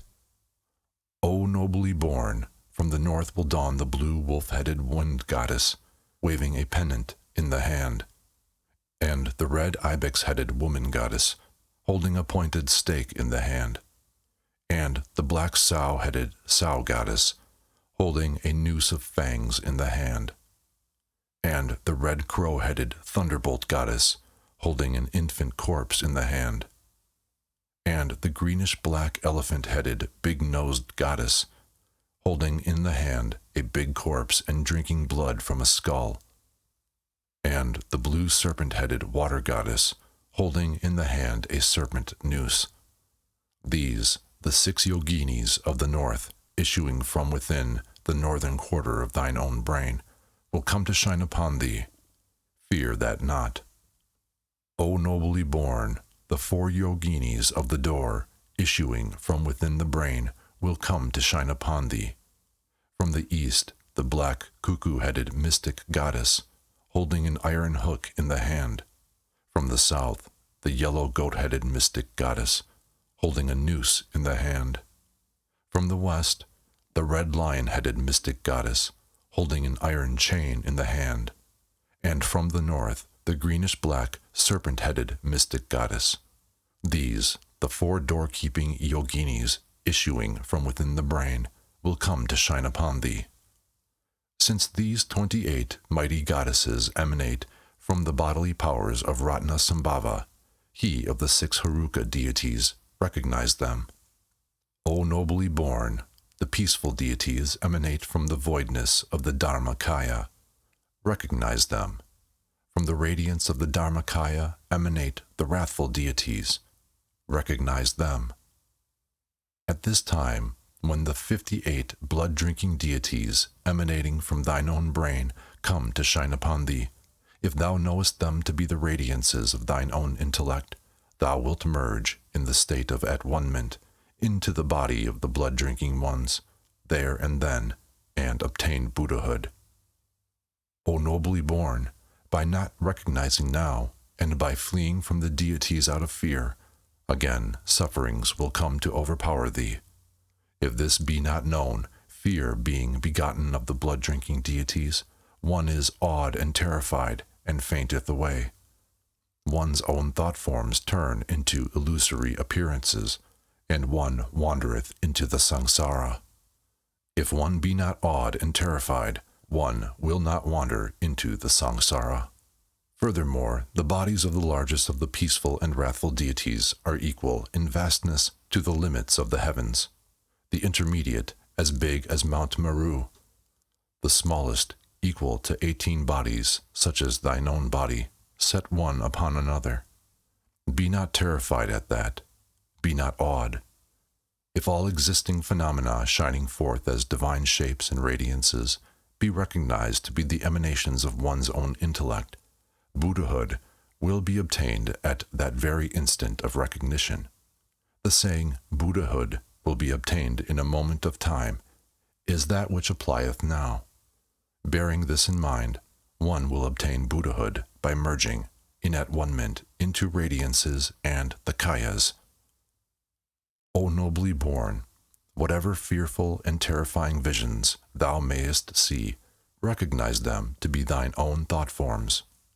O nobly born, if thou recognize not and be frightened, then all the peaceful deities will shine forth in the shape of Mahakala, and the wrathful deities will shine forth in the form of Dharmaraja, the Lord of Death. And thine own thought forms becoming illusions, or maras, thou wilt wander into the samsara. O nobly born, if one recognize not one's own thought forms, however learned one may be in the scriptures, both sutras and tantras, although practicing religion for a kalpa, one obtaineth not Buddhahood. If one recognize one's own thought forms, by one important art and by one word, Buddhahood is obtained. If one's thought forms be not recognized as soon as one dieth, the shapes of Dharmaraja, the Lord of Death, will shine forth on the Choniad Bardo, the largest of the bodies of the Dharmaraja, the Lord of Death, equaling the heavens in vastness, the intermediate, Mount Meru, the smallest, 18 times one's own body, will come filling the world systems. They will come having their upper teeth biting the nether lip, their eyes glassy, their hairs tied up on the top of the head, big-bellied, narrow-waisted, holding a karmic record board in the hand, giving utterance from their mouth to sounds of strike, slay, licking human brain, drinking blood, tearing heads from corpses, tearing out the hearts. Thus will they come, filling the worlds. O nobly born, when such thought forms emanate, be thou not afraid, nor terrified. The body which now thou possessest, being a mental body of karmic propensities, though slain and chopped to bits, cannot die. Because thy body is, in reality, one of voidness, thou needest not fear. The bodies of the Lord of Death, too, are emanations from the radiances of thine own intellect. They are not constituted of matter. Voidness cannot injure voidness. Beyond the emanations of thine own intellectual faculties, externally, the peaceful and the wrathful ones, the blood-drinking ones, the various-headed ones, the rainbow lights, the terrifying forms of the Lord of Death, exist not in reality. Of this there is no doubt. Thus, knowing this, all the fear and terror is self-dissipated, and, merging into the state of at-one-ment, Buddhahood is obtained. If thou recognizest in that manner, exerting thy faith and affection towards the tutelary deities and believing that they have come to receive thee amidst the ambuscades of the Bardo, think, I take refuge in them, and remember the precious Trinity, exerting towards them the Trinity fondness and faith. Whosoever thine own tutelary deity may be, recollect now, and calling him by name, pray thus, Alas, wandering am I in the Bardo, run to my rescue. Uphold me by thy grace, O precious tutelary. Calling upon the name of thine own Guru, pray thus, Alas, wandering am I in the Bardo, rescue me. O let not thy grace forsake me. Have faith in the blood-drinking deities too, and offer up this prayer.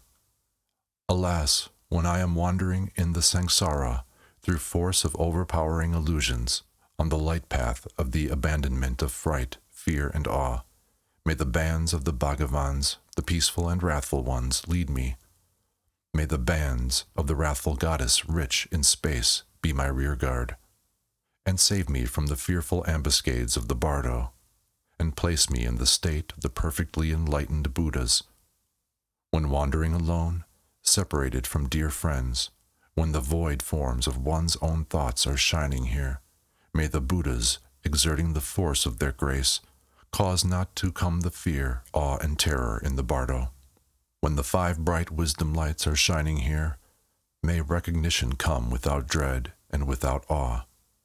When the divine bodies of the peaceful and the wrathful are shining here, may the assurance of fearlessness be obtained and the Bardo be recognized. When, by the power of evil karma, misery is being tasted, may the tutelary deities dissipate the misery.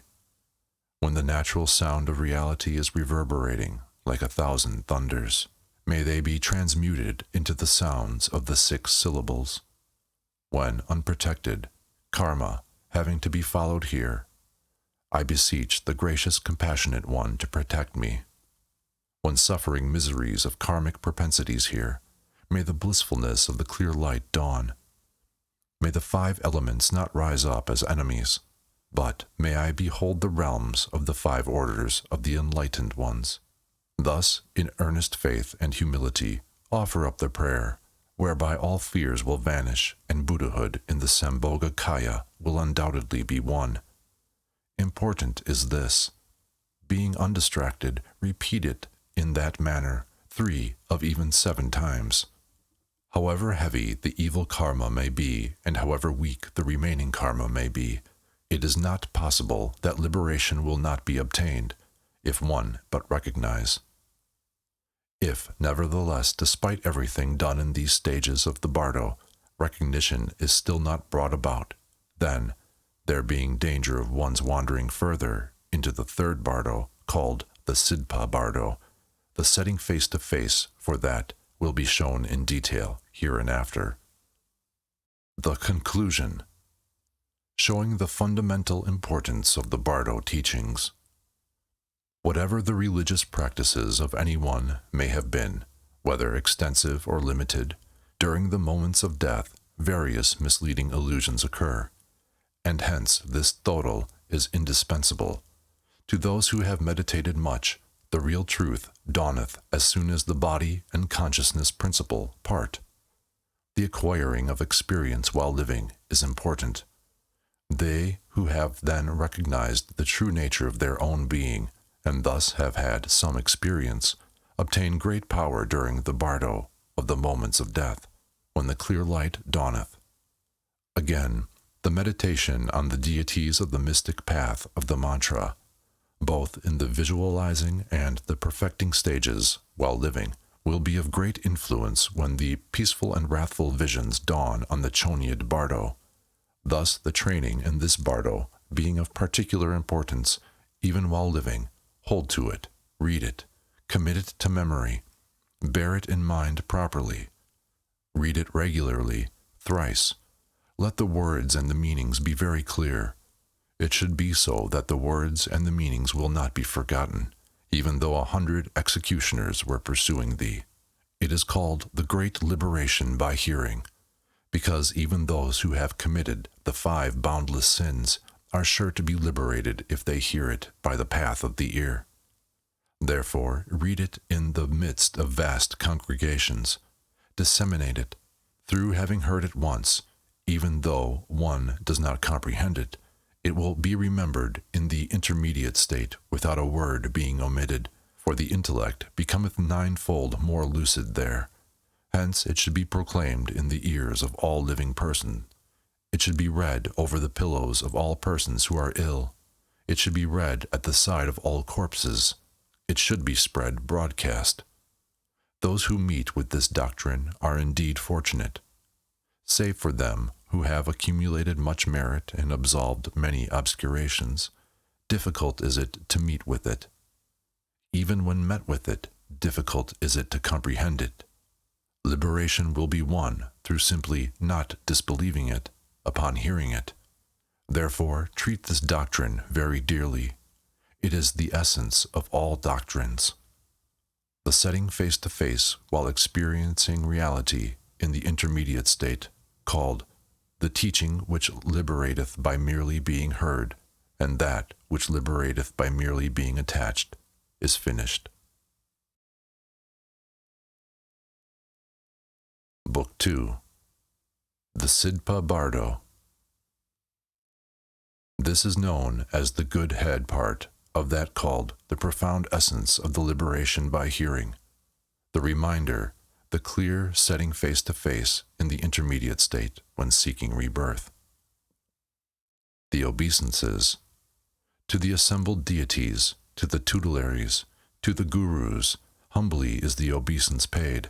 May liberation in the intermediate state be vouchsafed by them. Introductory verses.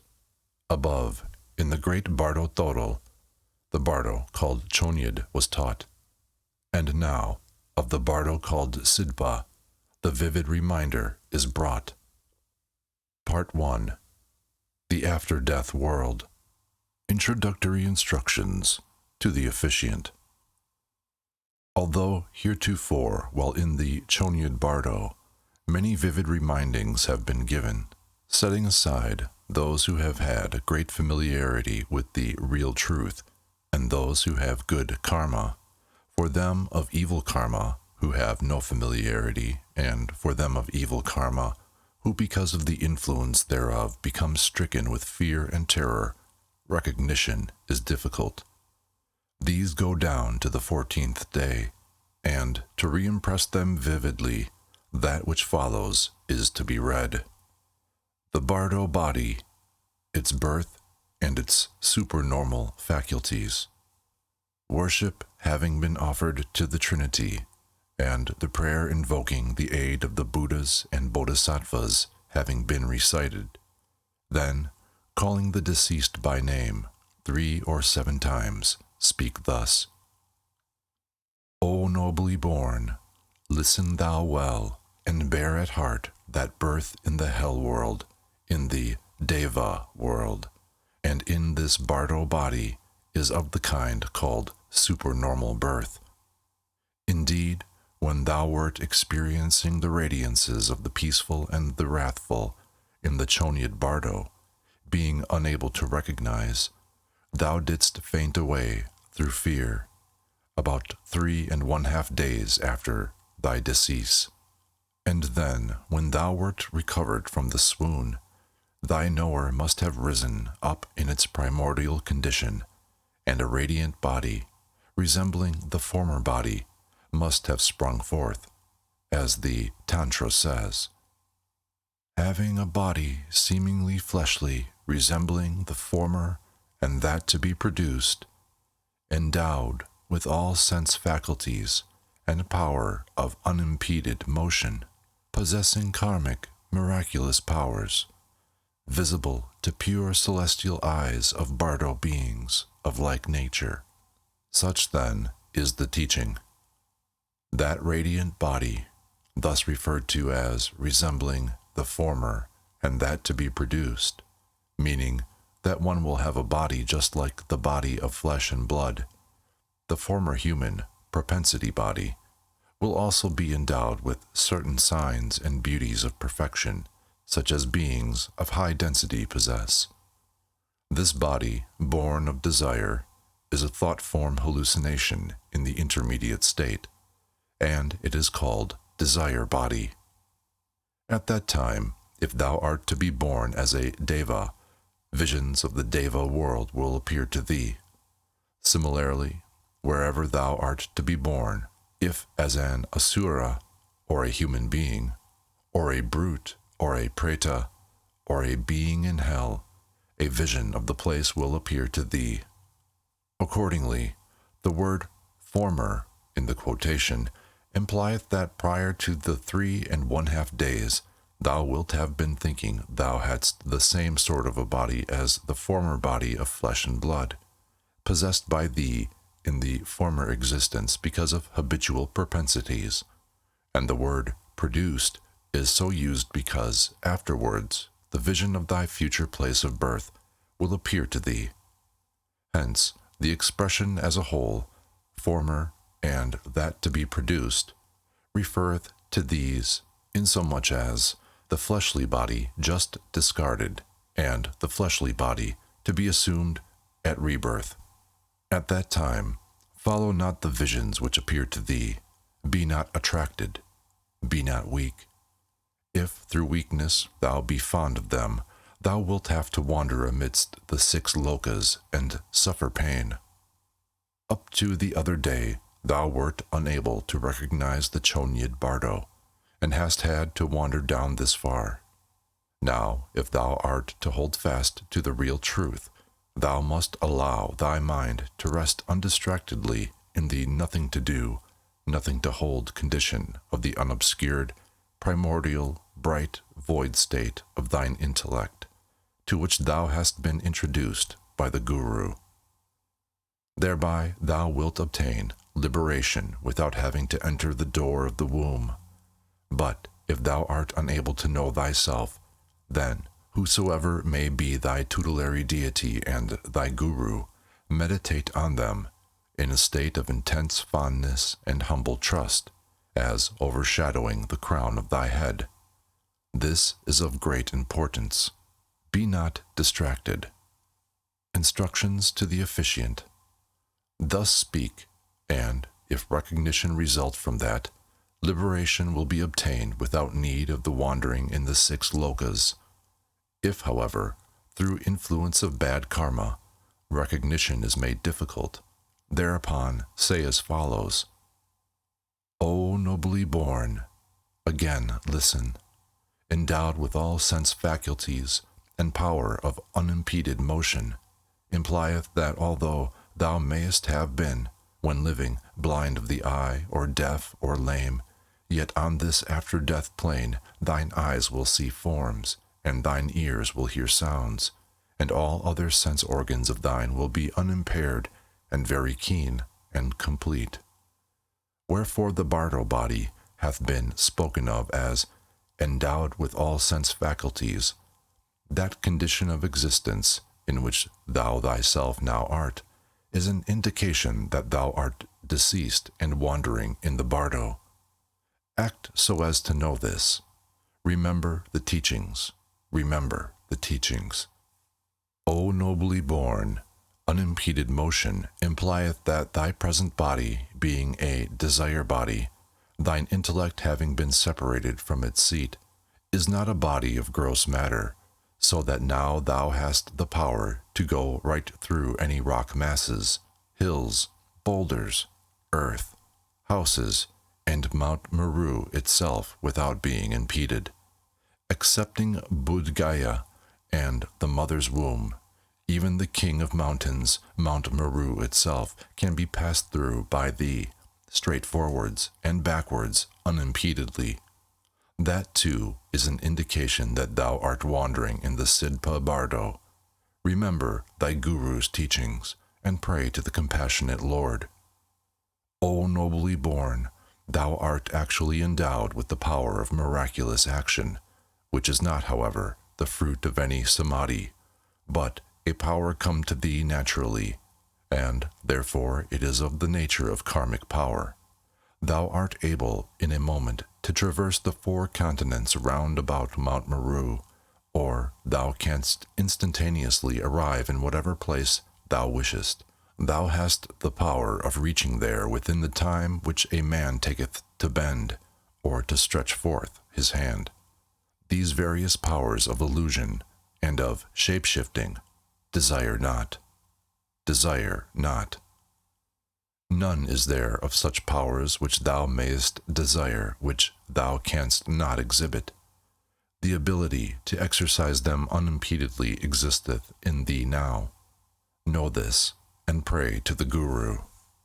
O nobly born, visible to pure celestial eyes of like nature, implieth that those beings of like nature, being those of similar constitution or level of knowledge in the intermediate state, will individually see each other.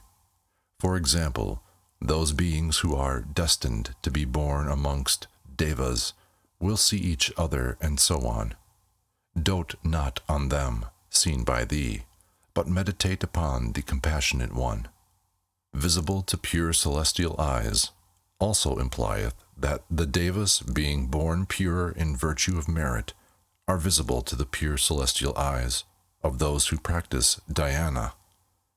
These will not see them at all times. When mentally concentrated upon them, they see them. When not, they see them not. Sometimes, even when practicing dhyana, they are liable to become distracted and not see them. Characteristics of existence in the intermediate state. O nobly born, the possessor of that sort of body will see places familiarly known on the earth plane and relatives there, as one seeth another in dreams. Thou seest thy relatives and connections and speakest to them, but receivest no reply. Then, seeing them and thy family weeping, thou thinkest, I am dead, what shall I do? And feelest great misery, just like a fish cast out of water on red-hot embers. Such misery thou wilt be experiencing at present, but feeling miserable will avail thee nothing now. If thou hast a divine guru, pray to him. Pray to the tutelary deity, the compassionate one, even though thou feelest attachment for thy relatives and connections. It will do thee no good. So be not attached. Pray to the compassionate Lord. Thou shalt have naught or sorrow, or of terror, or of awe. O nobly born, when thou art driven hither and thither by the ever-moving wind of karma, thine intellect, having no object upon which to rest, will be like a feather tossed about by the wind, riding on the horse of breath. Ceaselessly and involuntarily wilt thou be wandering about.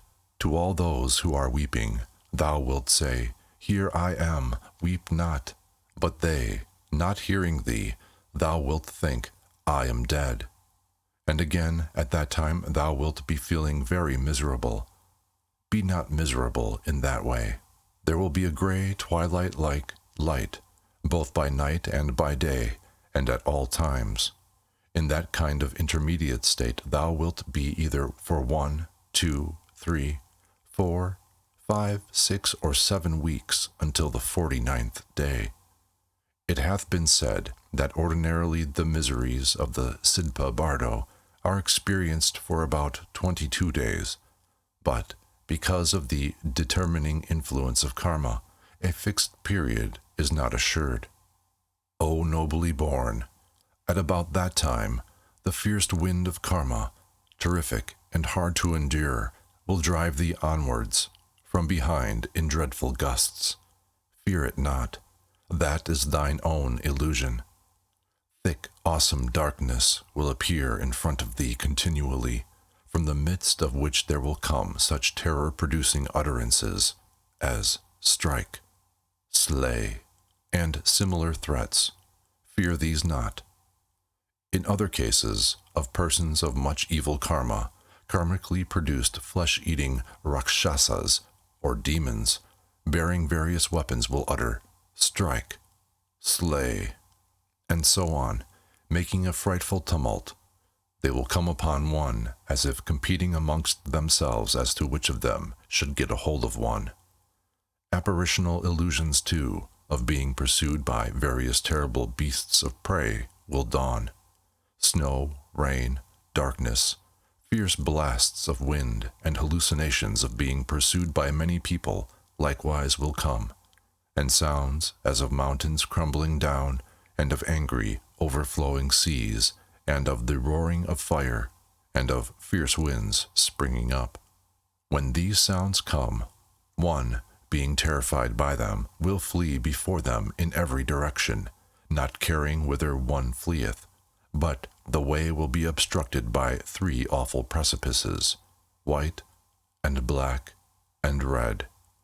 They will be terror-inspiring and deep, and one will feel as if one were about to fall down them. O nobly born, they are not really precipices. They are anger, lust, and stupidity.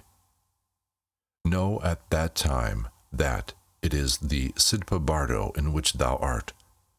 Invoking by name the Compassionate One, pray earnestly thus: O compassionate Lord, and my Guru, and the precious Trinity, suffer it not that I fall into the unhappy worlds. Act so as to forget this not. Others who have accumulated merit and devoted themselves sincerely to religion will experience various delightful pleasures and happiness and ease in full measure. But that class of neutral beings who have neither earned merit nor created bad karma will experience neither pleasure nor pain, but a sort of colorless stupidity of indifference. O nobly born, whatever cometh in that manner, whatever delightful pleasures thou mayest experience, be not attracted by them. Dote not on them. Think, may the Guru and the Trinity be worshipped with these merit-given delights. Abandon all dotings and hankerings.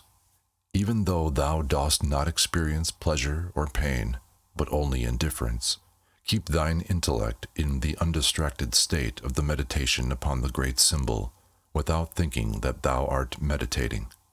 This is of vast importance. O nobly born, at that time, at bridgeheads, in temples, by stupas of 8 kinds, thou wilt rest a little while, but thou wilt not be able to remain there very long, for thine intellect hath been separated from thine earth-plane body. Because of this inability to loiter, thou oft times wilt feel perturbed and vexed and panic-stricken. At times thy knower will be dim, at times fleeting and incoherent. Thereupon this thought will occur to thee: Alas, I am dead, what shall I do? And because of such thoughts the knower will become saddened and the heart chilled, and thou wilt experience infinite misery of sorrow, since thou canst not rest in any one place, and feel impelled to go on. Think not of various things, but allow the intellect to abide in its own unmodified state. As to food, only that which hath been dedicated to thee can be partaken of by thee, and no other food. As to friends at this time, there will be no certainty. These are the instructions of the wandering about on the Sidpa Bardo of the mental body. At the time, happiness and misery will depend upon karma. Thou wilt see thine own home, the attendants, relatives, and the corpse, and think, now I am dead, what shall I do? And being oppressed with intense sorrow, the thought will occur to thee, oh, what would I not give to possess a body? And so thinking, thou wilt be wandering hither and thither, seeking a body, even though thou couldst enter thy body 9 times over, owing it to the long interval which thou hast passed in the Chonyad Bardo.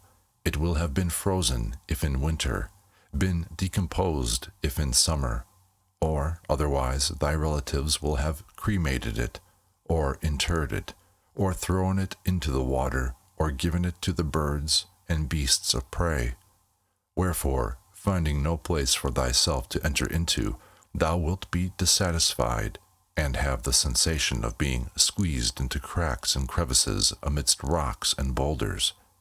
The experiencing of this sort of misery occurs in the intermediate state, when seeking rebirth. Even though thou seekest a body, thou wilt gain nothing but trouble. Put aside the desire for a body, and permit thy mind to abide in the state of resignation, and act so as to abide therein. By thus being set face to face, one obtaineth liberation from the Bardo. The Judgment. Instructions to the officiant. Yet again, it may be possible that because of the influence of bad karma, one will not recognize even thus. Therefore, call the deceased by name and speak as follows. O nobly born, listen, that thou art suffering, so cometh from thine own karma. It is not due to any one else's. It is by thine own karma. Accordingly, pray earnestly to the precious Trinity, that will protect thee. If thou neither prayest nor knowest how to meditate upon the great symbol, nor upon any tutelary deity, the good genius, who was born simultaneously with thee, will come now and count out thy good deeds with white pebbles, and the evil genius, who was born simultaneously with thee, will come and count out thy evil deeds with black pebbles. Thereupon thou wilt be greatly frightened, awed, and terrified, and wilt tremble, and thou wilt attempt to tell lies, saying, I have not committed any evil deed. Then the Lord of Death will say, I will consult the mirror of karma. So saying, he will look in the mirror, wherein every good and evil act is vividly reflected.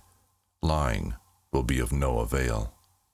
Then, when one of the executive furies of the Lord of Death will place around thy neck a rope and drag thee along, he will cut off thy head, extract thy heart, pull out thy intestines, lick up thy brain, drink thy blood, eat thy flesh, and gnaw thy bones. But thou wilt be incapable of dying. Although the body be hacked to pieces, it will revive again. The repeated hacking will cause intense pain and torture. Even at the time that the pebbles are being counted out, be not frightened nor terrified. Tell no lies, and fear not the Lord of Death. Thy body, being a mental body, is incapable of dying, even though beheaded and quartered. In reality, thy body is of the nature of voidness. Thou needst not be afraid. The lords of death are thine own hallucinations. Thy desire body is a body of propensities and void. Voidness cannot injure voidness. The qualityless cannot injure the qualityless. Apart from one's own hallucinations, in reality there are no such things existing outside of oneself as Lord of Death, or God, or demon, or the bull-headed spirit of death. Act so as to recognize this. At this time, act so as to recognize that thou art in the Bardo. Meditate upon the samadhi of the great symbol. If thou dost not know how to meditate, then merely analyze with care the real nature of that which is frightening thee. In reality, it is not formed into anything, but is a voidness, which is the Dharmakaya. That voidness is not of the nature of the voidness of nothingness, but a voidness at the true nature of which thou feelest awed, and before which thine intellect shineth clearly and more lucidly. That is the state of mind of the Sambhogakaya. In that state wherein thou art existing, there is being experienced by thee an unbearable intensity, voidness and brightness inseparable, the voidness bright by nature, and the brightness by nature void, and the brightness inseparable from the voidness, a state of the primordial or unmodified intellect, which is the Adhikaya, and the power of this, shining unobstructedly, will radiate everywhere. It is the Nirmanakaya.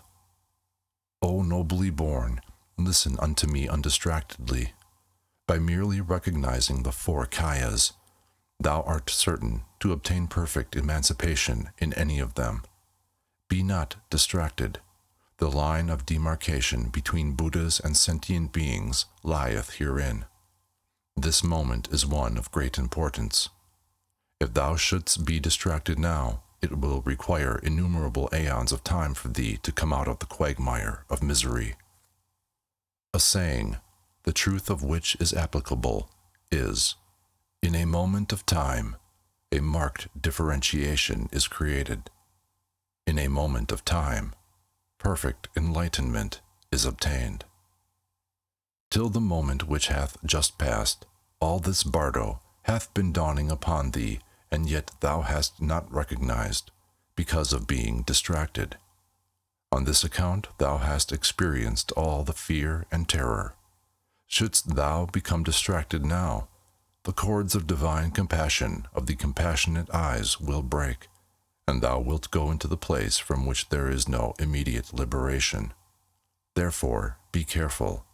Even though thou hast not recognized ere this, despite thus being set face to face, thou wilt recognize and obtain liberation here. Instructions to the officiant. If it be an illiterate boor who knoweth not how to meditate, then say this: O nobly born, if thou knowest not how thus to meditate, act so as to remember the Compassionate One, and the Sangha, the Dharma, and the Buddha, and pray. Think of all these fears and terrifying apparitions as being thine own tutelary deity, or as the Compassionate One. Bring to thy recollection the mystic name that hath been given thee at the time of thy sacred initiation, when thou wert a human being, and the name of thy Guru, and tell them to the righteous King of the Lords of Death. Even though thou fallest down precipices, thou wilt not be hurt. Avoid awe and terror. The all-determining influence of thought. Instructions to the officiant. Say that, for by such setting face to face, despite the previous non-liberation, liberation ought surely to be obtained here. Possible, however, liberation may not be obtained even after that setting face to face, an earnest and continued application being essential. Again, calling the deceased by name, speak as follows: O nobly born, thy immediate experiences will be of momentary joys, followed by momentary sorrows of great intensity, like the taut and relaxed mechanical actions of catapults. Be not in the least attached to the joys, nor displeased by the sorrows of that. If thou art to be born on a higher plane, the vision of that higher plane will be dawning upon thee. Thy living relatives may, by way of dedication for the benefit of the deceased, be sacrificing many animals and performing religious ceremonies and giving alms. Thou, because of thy vision not being purified, mayest be inclined to grow very angry at their actions, and bring about, at this moment, thy birth in hell. Whatever those left behind thee may be doing, act thou so that no angry thought can arise in thee, and meditate upon love for them. Furthermore, even if thou feelest attached to the worldly goods thou hast left behind, or because of seeing such worldly goods of thine in the possession of other people and being enjoyed by them, thou shouldst feel attached to them through weakness, or feel angry with thy successors, that feeling will affect the psychological moment in such a way that, even though thou wert destined to be born on higher and happier planes, thou wilt be obliged to be born in hell, or in the world of pretas, or unhappy ghosts. On the other hand, even if thou art attached to worldly goods left behind, thou wilt not be able to possess them, and they will be of no use to thee. Therefore abandon weakness and attachment for them. Cast them away wholly. Renounce them from thy heart. No matter who may be enjoying thy worldly goods, have no feeling of miserliness, but be prepared to renounce them willingly. Think that thou art offering them to the precious Trinity and to thy Guru, and abide in the feeling of unattachment, devoid of weakness, of desire. Again, when any recitation of the Kamkani mantra is being made on thy behalf as a funeral rite, or when any rite for the absolving of bad karma liable to bring about thy birth in lower regions is being performed for thee, the sight there being conducted in an incorrect way, mixed up with sleep and distraction, and non-observance of the vows and lack of purity on part of any officiant, and such things indicating levity, all of which thou wilt be able to see because thou art endowed with limited karmic power of prescience, thou mayest feel lack of faith and entire disbelief in thy religion. Thou wilt be able to apprehend any fear and fright, any black actions, irreligious conduct, and incorrectly recited rituals. In thy mind thou mayest think, alas, thy are indeed playing me false. Thinking thus, thou wilt be extremely depressed, and, through great resentment, thou wilt acquire disbelief and loss of faith, instead of affection and humble trustfulness. This affecting the psychological moment, thou wilt be certain to be born in one of the miserable states. Such thought will not only be of no use to thee, but will do thee great harm. However incorrect the ritual and improper the conduct of the priests performing thy funeral rites, think, what? Mine own thoughts must be impure. How can it be possible that the words of the Buddha should be incorrect? It is like the reflection of the blemishes on mine own face which I see in a mirror. Mine own thoughts must indeed be impure. As for these, such as the priests, the Sangha is their body, the Dharma their utterance, and in their mind they are the Buddha in reality. I will take refuge in them. Thus thinking, put thy trust in them and exercise sincere love towards them. Then whatever is done for thee by those left behind will truly tend to thy benefit. Therefore, the exercise of that love is of much importance. Do not forget this.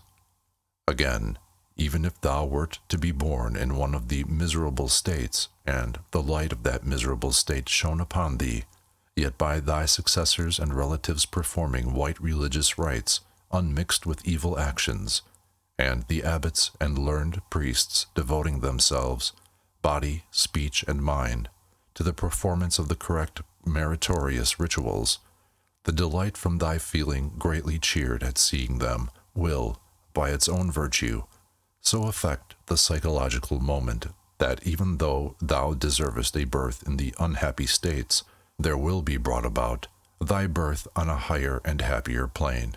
Therefore, thou shouldst not create impious thoughts, but exercise pure affection and humble faith towards all impartiality. This is highly important. Hence, be extremely careful. O nobly born, to sum up, thy present intellect in the intermediate state, having no firm object whereon to depend, being of little weight and continuously in motion, whatever thought occur to thee now, be it pious or impious, will wield great power. Therefore think not in thy mind of impious things, but recall any devotional exercises, or, if thou wert unaccustomed to any such exercises, show forth pure affection and humble faith. Pray to the Compassionate One, or to thy tutelary deities, with full resolve, utter this prayer. Alas, while wandering alone, separated from loving friends, when the vacuous, reflected boy of mine own mental ideas dawneth upon me, may the Buddhas, vouchsafing their power of compassion, grant that there shall be no fear, awe, or terror in the Bardo. When experiencing miseries through the power of evil karma, may the tutelary deities dispel the miseries. When the thousand thunders of the sound of reality reverberate, may they all be sounds of the 6 syllables. When karma follows, without there being any protector, may the Compassionate One protect me, I pray. When experiencing the sorrows of karmic propensities here, may the radiance of the happy clear light of samadhi shine upon me. Earnest prayer in this form will be sure to guide thee along. Thou mayest rest assured that thou wilt not be deceived. Of great importance is this: through that being recited, again recollection cometh, and recognition and liberation will be achieved. The dawning of the lights of the 6 lokas. Instructions to the officiant. Yet, though this instruction be so oft repeated, if recognition be difficult because of the influence of evil karma, much benefit will come from repeating these settings face to face many times over. Once more, then, call the deceased by name and speak as follows. O nobly born, if thou hast been unable to apprehend the above, henceforth the body of the past life will become more and more dim, and the body of the future life will become more and more clear. Saddened at this, thou wilt think, O what misery I am undergoing! Now whatever body I am to get, I shall go and seek it.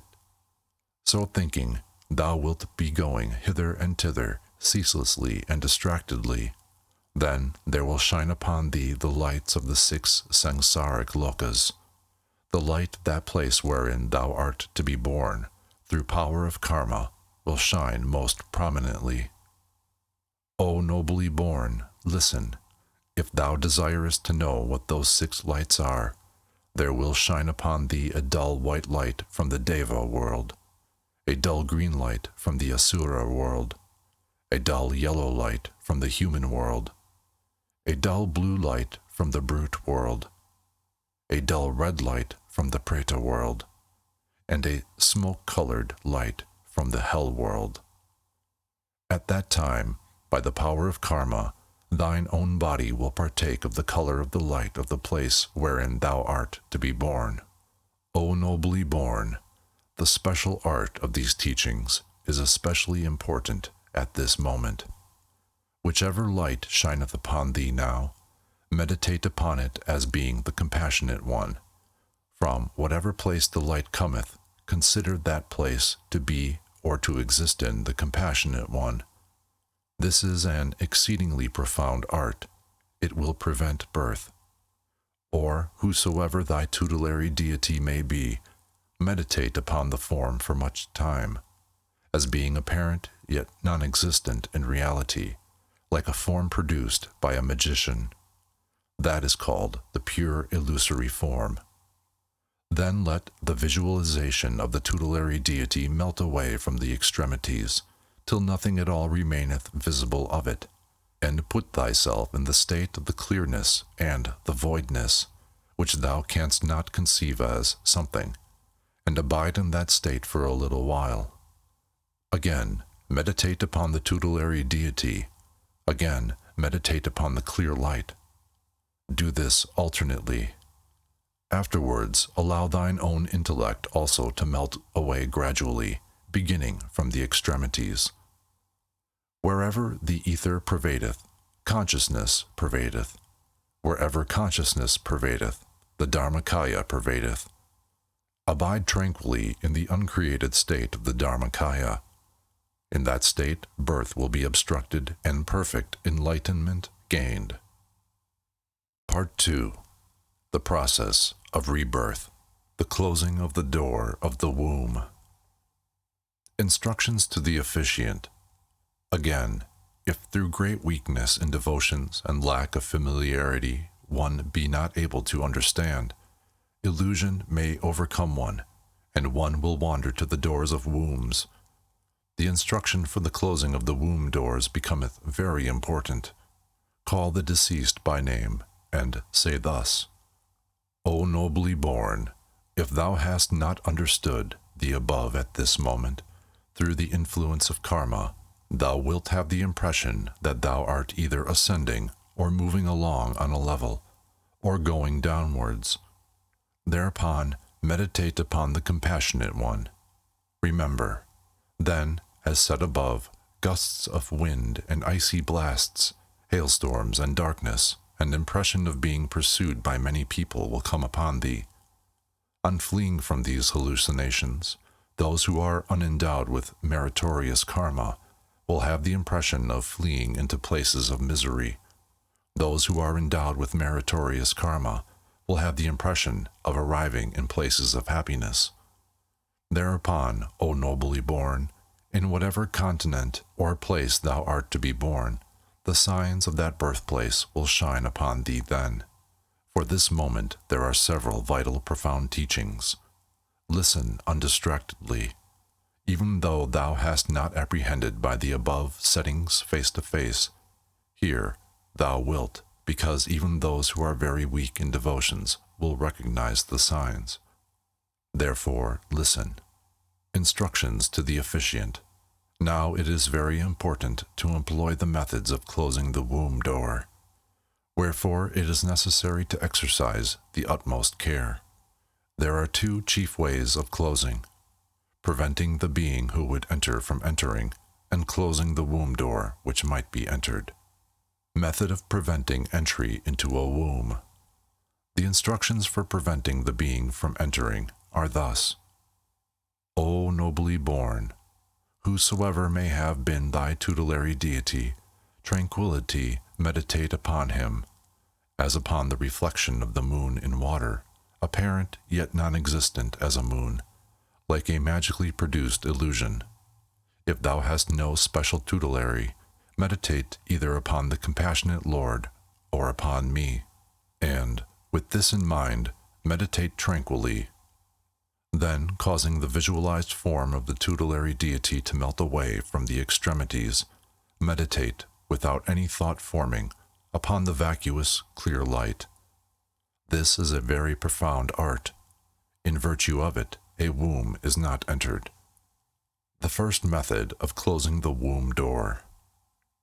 In that manner meditate, but even though this be found inadequate to prevent thee from entering into a womb, and if thou findest thyself ready to enter into one, then there is the profound teaching for closing the womb door. Listen thou unto it. When, at this time, alas, the Sidpa Bardo is dawning upon oneself, holding in mind one single resolution, persist in joining up the chain of good karma. Close up the womb door and remember the opposition. This is a time when earnestness and pure love are necessary. Abandon jealousy and meditate upon the Guru, Father, Mother. Repeat this from thine own mouth, distinctly, and remember its meaning vividly, and meditate upon it. The putting of this into practice is essential. The significance of the above teaching, when, at this time, the Sidpa Bardo is dawning upon me or upon oneself, is that now thou art wandering in the Sidpa Bardo.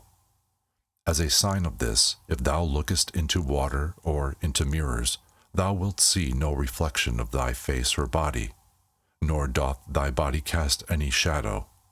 Thou hast discarded now thy gross material body of flesh and blood. These are the indications that thou art wandering about in the Sidpa Bardo. At this time thou must form without distraction one single resolve in thy mind. The forming of one single resolve is very important now. It is like directing the course of a horse by the use of the reins. Whatever thou desirest will come to pass. Think not upon evil actions which might turn the course of thy mind.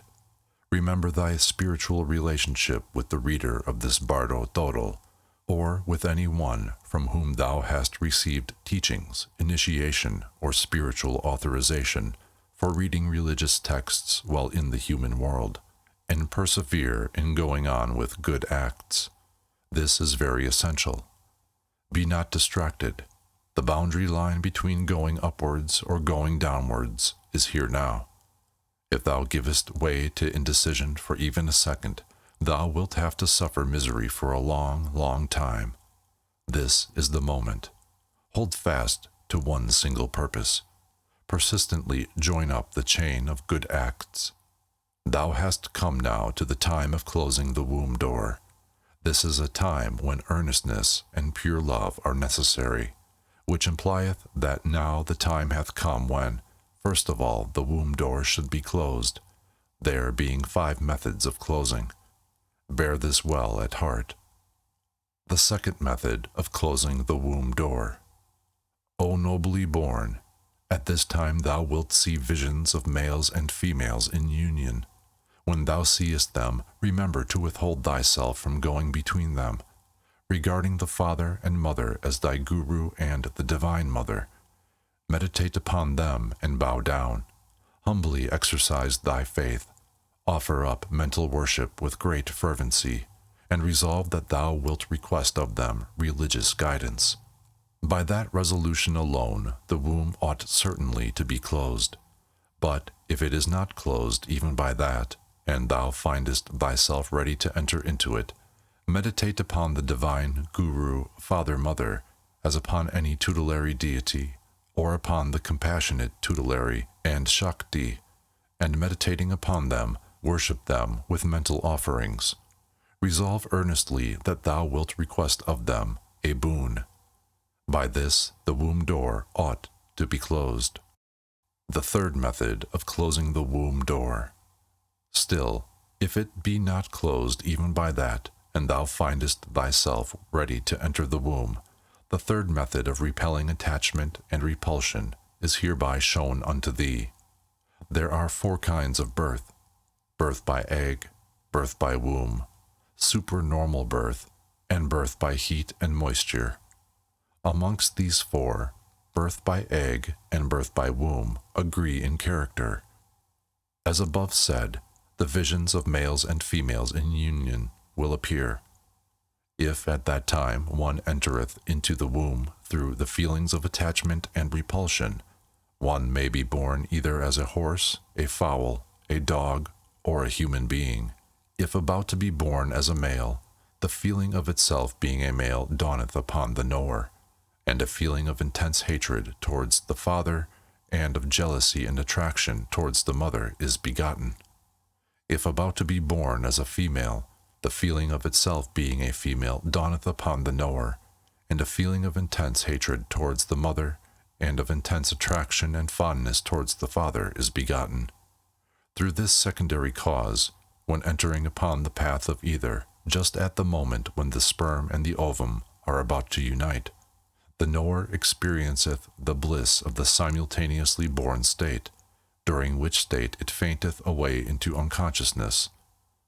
Afterwards it findeth itself encased in oval form, in the embryonic state, and upon emerging from the womb and opening its eyes it may find itself transformed into a young dog. Formerly it had been a human being, but now, if it have become a dog, it findeth itself undergoing sufferings in a dog's kennel, or perhaps as a young pig in a pigsty, or as an ant in an ant-hill, or as an insect, or a grub in a hole, or as a calf, or a kid, or a lamb, from which shape there is no immediate returning. Dumbness, stupidity, and miserable intellectual obscurity are suffered, and a variety of sufferings experienced. In like manner, one may wander into hell, or into the world of unhappy ghosts, or throughout the 6 lokas, and endure inconceivable miseries. Those who are voraciously inclined towards this samsaric existence, or those who do not at heart fear it, O dreadful, alas! And those who have not received a guru's teachings will fall down into the precipitous depths of the samsara in this manner, and suffer interminably and unbearably. Rather than meet with a like fate, listen thou unto my words and bear these teachings of mine at heart. Reject the feelings of attraction or repulsion, and remember one method of closing the womb door, which I am going to show thee. Close the womb door and remember the opposition. This is the time when great earnestness and pure love are necessary. As hath been said, abandon jealousy and meditate upon the Guru, Father, Mother.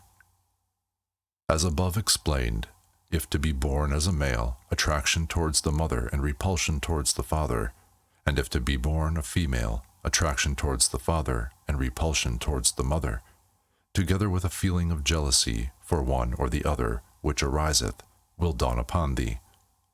For that time there is a profound teaching. O nobly born, when the attraction and repulsion arise, meditate as follows. Alas, what a being of evil karma am I, that I have wandered into the samsara hitherto, hath been owing to attraction and repulsion. If I still go on feeling attraction and repulsion, then I shall wander in endless samsara and suffer in the ocean of misery for a long, long time by sinking therein. Now I must not act through attraction and repulsion.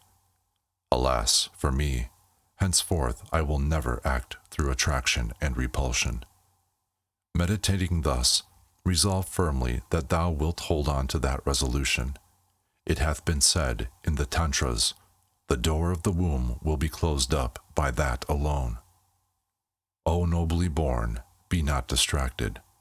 Hold thy mind one-pointedly upon that resolution. The 4th method of closing the womb door. Again, even if that doth not close the womb, and one findeth oneself ready to enter the womb, then by means of the teaching called the untrue and the illusory, the womb should be closed. That is to be meditated as follows. O the pair, the father and the mother, the black rain, the storm blasts, the clashing sounds, the terrifying apparitions, and all the phenomena are, in their true nature, illusions. However they may appear, no truth is there in them. All substances are unreal and false. Like dreams and like apparitions are they. They are non-permanent. They have no fixity. What advantage is there in being attached to them? What advantage is there in having fear and terror of them? It is the seeing of the non-existent as the existent. All these are hallucinations of one's own mind. The illusory mind itself doth not exist from eternity. Therefore, where should these external phenomena exist? I, by not having understood these things in that way hitherto, have held the non-existent to be the existent, the unreal to be the real, the illusory to be the actual, and have wandered into the samsara so long. And even now, if I do not recognize them to be illusions, then, wandering in the samsara for long ages, I shall be certain to fall into the morass of various miseries. Indeed, all these are like dreams, like hallucinations, like echoes, like the cities of the odor eaters, like mirage, like mirrored forms, like phantasmagoria, like the moon seen in water, not real even for a moment. In truth, they are unreal. They are false. By holding one pointedly to that train of thought, the belief that they are real is dissipated, and that being impressed upon the inner continuity of consciousness, one turneth backwards. If the knowledge of the unreality be impressed deeply in that way, the womb door will be closed. The fifth method of closing the womb door. Still, even when this is done, if the holding phenomena as real remaineth undissolved, the womb door is not closed, and if one be ready to enter into the womb, thereupon one should close the womb door by meditating upon the clear light. This being the fifth method, the meditation is performed as follows. Lo, all substances are mine own mind, and this mind is vacuousness, is unborn and unceasing. Thus meditating, allow the mind to rest in the uncreated state.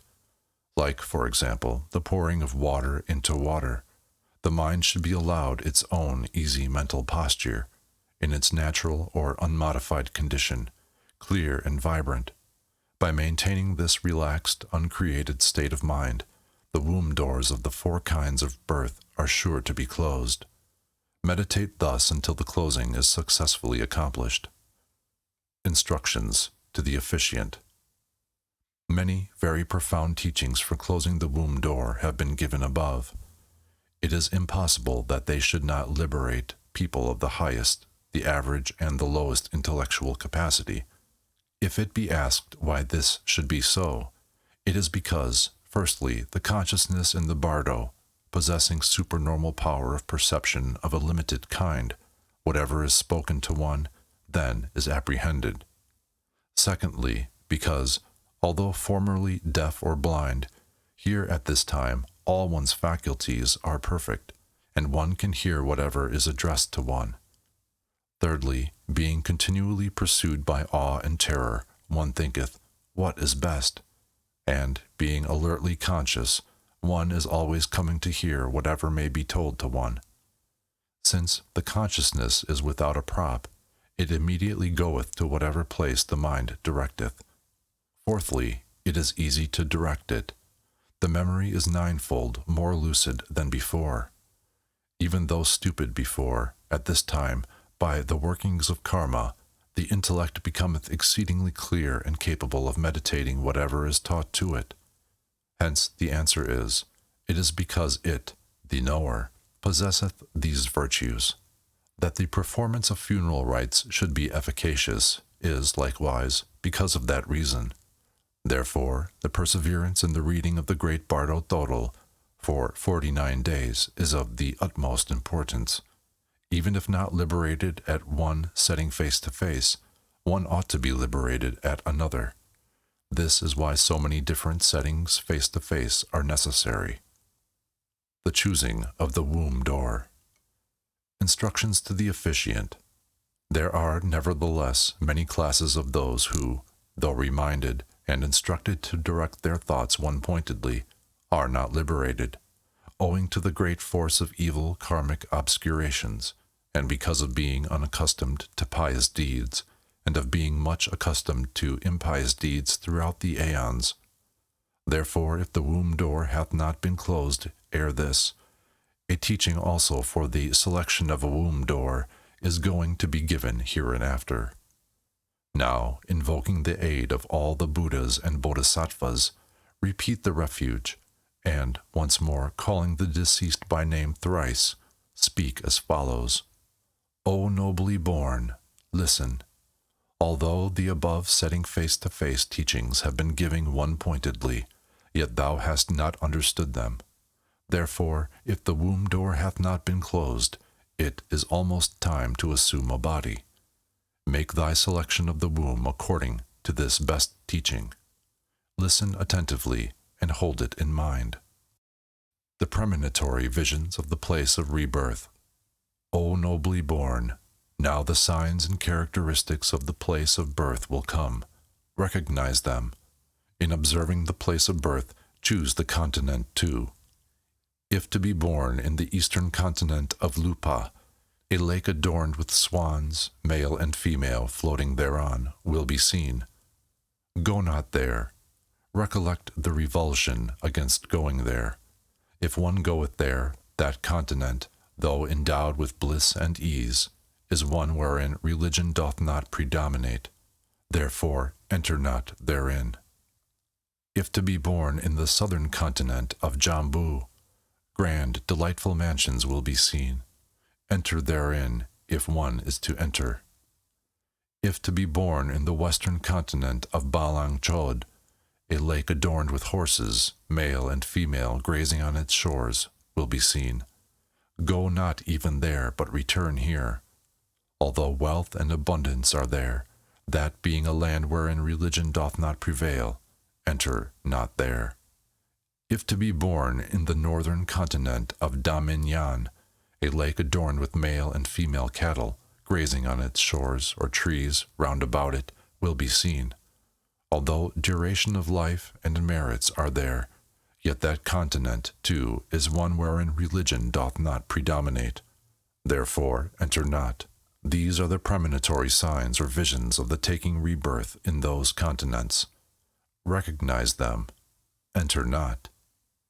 If one is to be born as a deva, delightful temples or mansions built of various precious metals also will be seen. One may enter therein, so enter therein. If to be born as an asura, either a charming forest will be seen, or else circles of fire revolving in opposite directions. Recollect the revulsion, and do not enter therein by any means. If to be born amongst beasts, rock caverns and deep holes in the earth, and mists will appear, enter not therein. If to be born amongst pretas, desolate treeless plains and shallow caverns, jungle glades and forest waste will be seen. If one goeth there, taking birth as a preta, one will suffer various pangs of hunger and thirst. Recollect the revulsion, and do not go there by any means. Exert great energy not to enter therein. If to be born in hell, songs like wailings due to evil karma will be heard. One will be compelled to enter therein unresistingly. Lands of gloom, black houses and white houses, and black holes in the earth, and black roads along which one hath to go will appear. If one goeth there, one will enter into hell, and, suffering unbearable pains of heat and cold, one will be very long in getting out of it. Go not there into the midst of that. It hath been said, exert thine energy to the utmost. This is needed now. The protection against the tormenting furies. O nobly born, although one liketh it not, nevertheless, being pursued from behind by karmic tormenting furies, one feeleth compelled involuntarily to go on, and with tormenting furies in the front, and life-cutters as a vanguard leading one, and darkness and karmic tornadoes, and noises and snow and rain and terrifying hailstorms, and whirlwinds of icy blasts occurring, there will arise the thought of fleeing from them. Thereupon, by going to seek refuge because of fear, one beholdeth the aforesaid visions of great mansions, rock caverns, earth caverns, jungles, and lotus blossoms, which close on entering them, and one escapeth by hiding inside one of such places and fearing to come out therefrom, and thinking, to go out is not good now. And fearing to depart therefrom, one will feel greatly attracted to one's place of refuge, which is the womb. Fearful lest, by going out, the awe and terror of the Bardo will meet one, and afraid to encounter them if one hid oneself within the place or womb chosen, one will thereby assume a very undesirable body, and suffer various sufferings. That condition is an indication that evil spirits and rakshasas, or demons, are interfering with one. For this time there is a profound teaching. Listen and heed it. At that time, when the tormenting furies will be in pursuit of thee, and when awe and terror will be occurring, instantaneously visualize either the Supreme Haruka, or Hayagriva, or Varhapani, or any other tutelary deity if thou hast such, perfect of form, huge of body, of massive limbs, wrathful and terrifying in appearance, capable of reducing to dust all mischievous spirits. Visualize it instantaneously. The gift waves and the power of its grace will separate thee from the tormenting furies, and thou wilt obtain the power to select the womb door. This is the vital art of the very profound teaching. Therefore, bear it thoroughly well in mind. O nobly born, the dhyani, or other deities, are born of the power of samadhi, or meditation. Pretas, or unhappy spirits or shades, and malignant spirits of certain orders are those who, by changing their feeling or mental attitude, while in the intermediate state, assumed that very shape which they thereafter retained, and became pretas, evil spirits, and rakshasas, possessed of the power of shape-shifting. All pretas, who exist in space, who traverse the sky, and the 80,000 species of mischievous sprites have become so by changing their feelings while in the mental body on the Bardo plane. At this time, if one can recollect the great symbol teachings concerning the voidness, that will be best. If one be not trained in that, train the mental powers into regarding all things as illusion or maya. Even if this be impossible, be not attracted by anything. By meditating upon the tutelary deity, the great compassionate one, Buddhahood will be obtained in the Sambhoga Kaya. The alternative choosing, supernormal birth or womb birth. If, however, O nobly born, thou hast, because of the influence of karma, to enter into a womb, the teaching for the selection of the womb door will be explained now. Listen. Do not enter into any sort of womb which may be come by, if compelled by tormenting furies to enter. Meditate upon Hayagriva. Since thou now possesseth a slender supernormal power of foreknowledge, all the places of birth will be known to thee, one after another. Choose accordingly.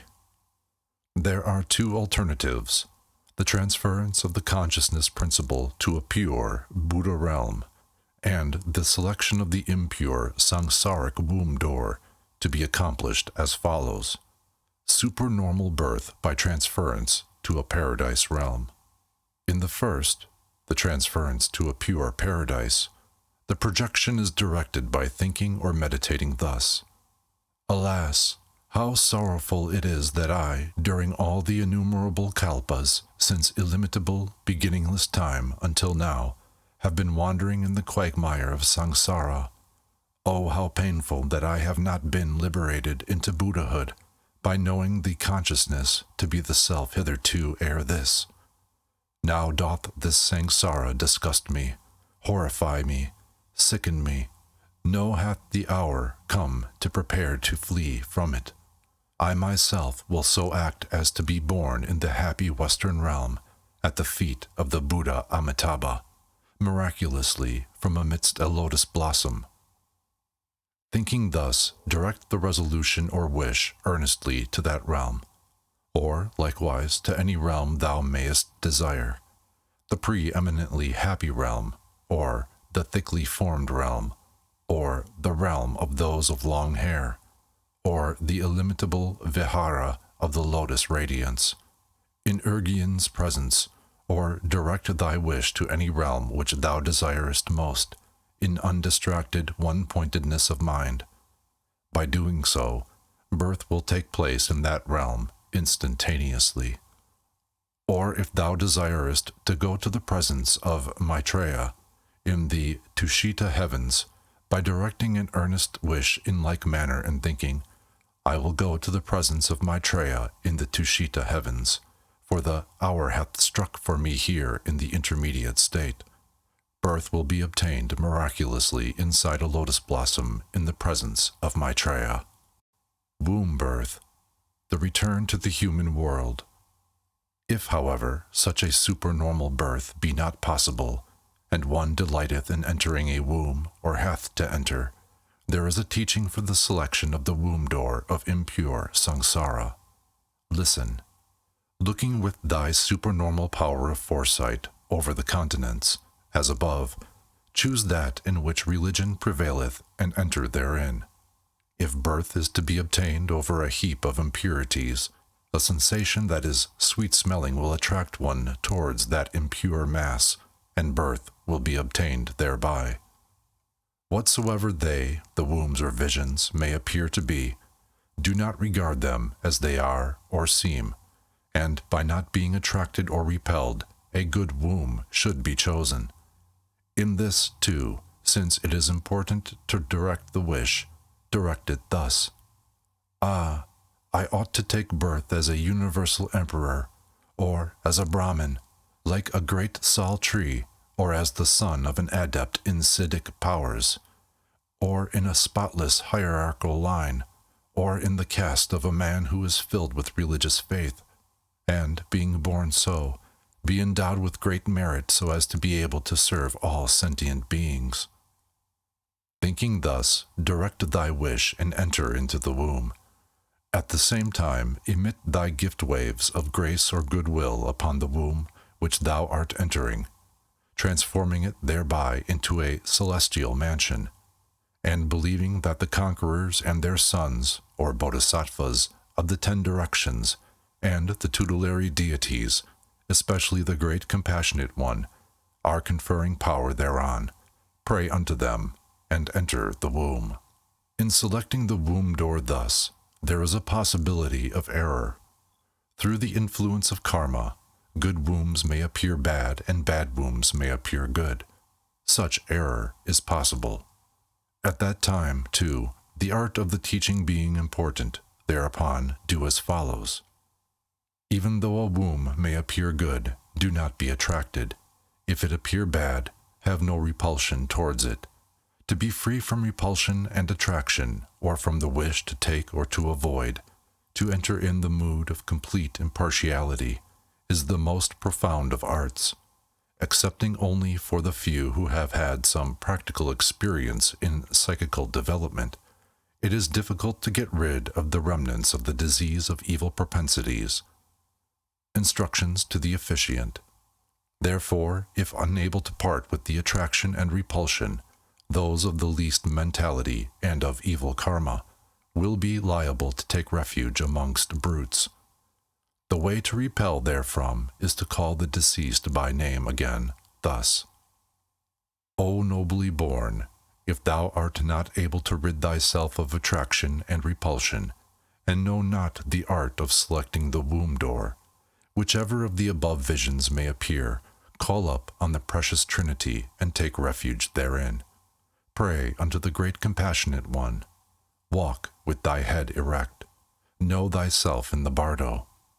Cast away all weakness and attraction towards thy sons and daughters or any relations left behind thee. They can be of no use to thee. Enter upon the white light path of the Devas, or upon the yellow light path of human beings. Enter into the great mansions of precious metals, and into the delightful gardens. Instructions to the officiant. Repeat that addressed to the deceased 7 times over. Then there should be offered the invocation of the Buddhas and Bodhisattvas, the path of good wishes giving protection from fears in the Bardo, the root words or verses of the Bardo, and the rescuer or path of good wishes for saving from the ambuscades or dangerous narrow passageway of the Bardo. These are to be read over thrice. The Thodol, which liberateth the body aggregate, should also be read out. Then, the right which conferreth of itself liberation in virtue of propensity should be read too. The general conclusion. By the reading of these properly, those devotees, or yogis, who are advanced in understanding, can make the best use of the transference at the moment of death. They need not traverse the intermediate state, but will depart by the great straight upward path. Others who are a little less practiced in things spiritual, recognizing the clear light in the Chonyad Bardo at the moment of death, will go by the upward course. Those lower than these will be liberated, in accordance with their particular abilities and karmic connections, when one or other of the peaceful and wrathful deities dawneth upon them during the succeeding 2 weeks while in the Chonyad Bardo. There being several turning points, liberation should be obtained at one or other of them through recognizing, but those of very weak karmic connections, whose mass of obscuration is great because of evil actions, have to wander downwards and downwards to the Sidpa Bardo. Yet since there are, like the rungs of a ladder, many kinds of settings face to face, or remindings, liberation should have been obtained at one or at another by recognizing, but those of the weakest karma connections, by not recognizing, fall under the influence of awe and terror. For them, there are various graded teachings for closing the womb door and for selecting the womb door, and, at one or other of these, they should have apprehended the method of visualization and applied the illimitable virtues thereof for exalting one's own condition. Even the lowest of them, resembling the brute order, will have been able, in virtue of the application of the refuge, to turn from entering into misery, and, obtaining the great boon of a perfectly endowed and freed human body, will, in the next birth, meeting with a guru who is a virtuous friend, obtain the saving vows. If this doctrine arrive while one is in the Sidpa Bardo, it will be like the connecting up of good actions, resembling thus the placing of a trough in the break of a broken drain. Such is this teaching. Those of heavy evil karma cannot possibly fail to be liberated by hearing this doctrine and recognizing. If it be asked why, it is because at that time all the peaceful and wrathful deities being present to receive one, and the Maras and the interrupters likewise coming to receive one along with them, the mere hearing of this doctrine then turneth one's views, and liberation is obtained. For there is not flesh and blood body to depend upon, but a mental body, which is easily affected. At whatever distance one may be wandering in the Bardo, one heareth and cometh, for one possesseth the slender sense of supernormal perception and foreknowledge, and, recollecting and apprehending instantaneously, the mind is capable of being changed or influenced. Therefore is it, the teaching, of great use here. It is like the mechanism of a catapult. It is like the moving of a big wooden beam or log which 100 men cannot carry, but which by being floated upon water can be towed wherever desired in a moment. It is like the controlling of a horse's mouth by means of a bridle. Therefore, going near the body of one who hath passed out of this life, if the body be there, impress this upon the spirit of the deceased vividly again and again, until blood and the yellowish water secretion begin to issue from the nostrils. At that time the corpse should not be disturbed. The rules to be observed for this impressing to be efficacious are: no animal should be slain on account of the deceased, nor should relatives weep or make mournful wailings near the dead body. Let the family perform virtuous deeds as far as possible. In other ways, too, this great doctrine of the Bardo Thodol, as well as any other religious texts, may be expounded to the dead or dying. If this doctrine be joined to the end of the guide, and recited along with the guide, it becometh very efficacious. In yet other ways it should be recited as often as possible. The words and meanings should be committed to memory by every one, and, when death is inevitable and the death symptoms are recognized, strength permitting, one should recite it oneself and reflect upon the meanings. If strength doth not permit it, then a friend should read the book and impress it vividly. There is no doubt as to its liberating. The doctrine is one which liberateth by being seen, without need of meditation or of sadhana. This profound teaching liberateth by being heard or by being seen. This profound teaching liberateth those of great evil karma through the secret pathway. One should not forget its meaning and the words, even though pursued by 7 mastiffs. By this select teaching, one obtaineth Buddhahood at the moment of death. Were the Buddhas of the 3 times, the past, the present, and the future, to seek, they could not find any doctrine transcending this. Thus is completed the profound heart drops of the Bardo doctrine, called the Bardo Thodol, which liberateth embodied beings. Here endeth the Tibetan Book of the Dead. The Appendix. In our manuscript, but not in the block print, directly following the text of the Bardo Thodol, there are 13 folios of rituals and prayers, or literally, paths of good wishes, which all professional readers of the Bardo Thodol must know, usually from memory, and apply as needed, and they are here rendered into English as follows. 1.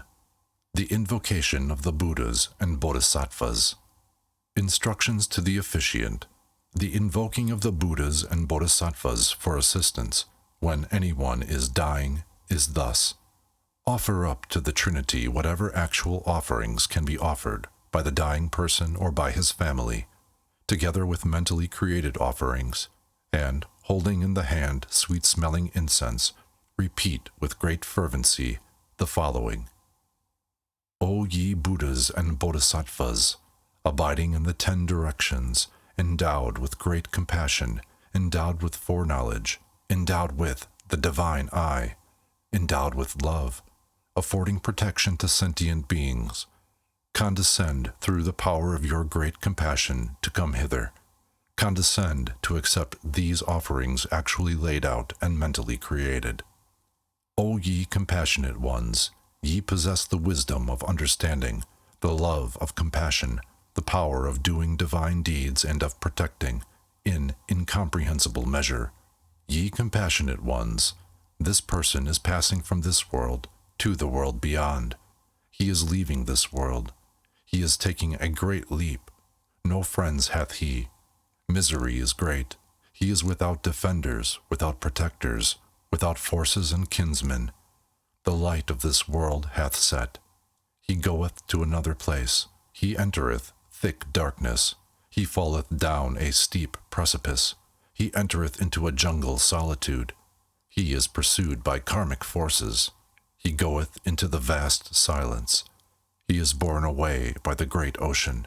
He is wafted on the wind of karma. He goeth in the direction where stability existeth not. He is caught by the great conflict. He is obsessed by the great afflicting spirit. He is awed and terrified by the messengers of the Lord of Death. Existing karma putteth him into repeated existence. No strength hath he. He hath come upon a time when he hath to go alone. O ye compassionate ones, defend this person who is defenseless, protect him who is unprotected, be his forces and his kinsmen, protect him from the great gloom of the Bardo, turn him from the red or storm wind of karma, turn him from the great awe and terror of the lords of death, save him from the long narrow passageway of the Bardo. O ye compassionate ones, let not the force of your compassion be weak, but aid him. Let him not go into misery or the miserable states of existence. Forget not your ancient vows, and let not the force of your compassion be weak. O ye Buddhas and Bodhisattvas, let not the might of the method of your compassion be weak towards this one. Catch hold of him with the hook of your grace. Let not the sentient being fall under the power of evil karma. O ye Trinity, protect him from the miseries of the Bardo. Saying this with great humility and faith, let thyself and all others present repeat it thrice. 2. The path of good wishes for saving from dangerous narrow passageway of the Bardo. The path of good wishes for saving from the dangerous narrow passageway of the Bardo is as follows. 1. O ye conquerors and your sons abiding in the 10 directions, O ye ocean-like congregation of the all-good conquerors, the peaceful and the wrathful, O ye gurus and devas, and ye dakinis, the faithful ones, hearken now out of your great love and compassions. Obeisance, O ye assemblage of gurus and dakinis, out of your great love, lead us along the path. 2. When, through illusion, I and others are wandering in the samsara along the bright light path of undistracted listening, reflection, and meditation, may the gurus of the inspired line lead us. May the bands of mothers be our rear guard. May we be saved from the fearful, narrow passageway of the Bardo. May we be placed in the state of the perfect Buddhahood. 3. When, through violent anger, we are wandering in the samsara, along the bright light path of the mirror-like wisdom, may the Bhagavan Vajrasattva lead us. May the Mother, Mamaki, be our rear guard. May we be saved from the fearful narrow passageway of the Bardo. May we be placed in the state of the perfect Buddhahood. 4. When, through intense pride, we are wandering in the samsara, along the bright light path of the wisdom of equality, may the Bhagavan Ratnasambhava lead us. May the Mother, she of the Buddha I, be our rear guard. May we be saved from the fearful narrow passageway of the Bardo. May we be placed in the state of the perfect Buddhahood. 5. When, through great attachment, we are wandering in the samsara, along the bright light path of the discriminating wisdom, may the Bhagavan Amitabha lead us. May the Mother, she of white raiment, be our rear guard. May we be saved from the fearful narrow passageway of the Bardo. May we be placed in the state of the perfect Buddhahood. 6. When, through intense jealousy, we are wandering in the samsara, along the bright light path of the all-performing wisdom, may the Bhagavan Amoghasiddhi lead us. May the Mother, the faithful Tera, be our rear guard. May we be saved from the fearful narrow passageway of the Bardo. May we be placed in the state of the perfect Buddhahood. 7. When, through intense stupidity, we are wandering in the samsara, along the bright light path of the wisdom of reality, may the Bhagavan Vairocana lead us. May the Mother of the great space be our rear guard. May we be saved from the fearful narrow passageway of the Bardo. May we be placed in the state of the perfect Buddhahood. 8. When, through intense illusion, we are wandering in the samsara, along the bright light path of the abandonment of hallucinatory fear, awe, and terror, may the Bhagavans of the Wrathful Ones lead us. May the bands of the wrathful goddesses rich in space be our rear guard. May we be saved from the fearful narrow passageway of the Bardo. May we be placed in the state of the perfect Buddhahood. 9. When, through intense propensities, we are wandering in the samsara, along the bright light path of the simultaneously born wisdom, may the knowledge holders lead us. May the bands of the mothers, the dakinis, be our rear guard. May we be saved from the fearful narrow passageway of the Bardo. May we be placed in the state of the perfect Buddhahood. 10. May the ethereal elements not rise up as enemies. May it come that we shall see the realm of the blue Buddha. May the watery elements not rise up as enemies. May it come that we shall see the realm of the white Buddha.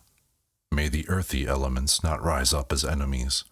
May it come that we shall see the realm of the yellow Buddha. May the fiery elements not rise up as enemies. May it come that we shall see the realm of the red Buddha. May the airy elements not rise up as enemies. May it come that we shall see the realm of the green Buddha. May the elements of the rainbow colors not rise up as enemies. May it come that all the realms of the Buddhas will be seen. May it come that all the sounds in the Bardo will be known as one's own sounds. May it come that all the radiances will be known as one's own radiances. May it come that the Trikaya will be realized in the Bardo. 3. Here beginneth the root verses of the 6 Bardos. 1. O now, when the birthplace Bardo upon me is dawning, abandoning idleness, there being no idleness in a devotee's life, entering into the reality undistractedly, listening, reflecting, and meditating, carrying on to the path, knowledge of the true nature of appearances and of mind, may the trikaya be realized. Once that the human form hath been attained, may there be no time or opportunity in which to idle it or human life away. 2.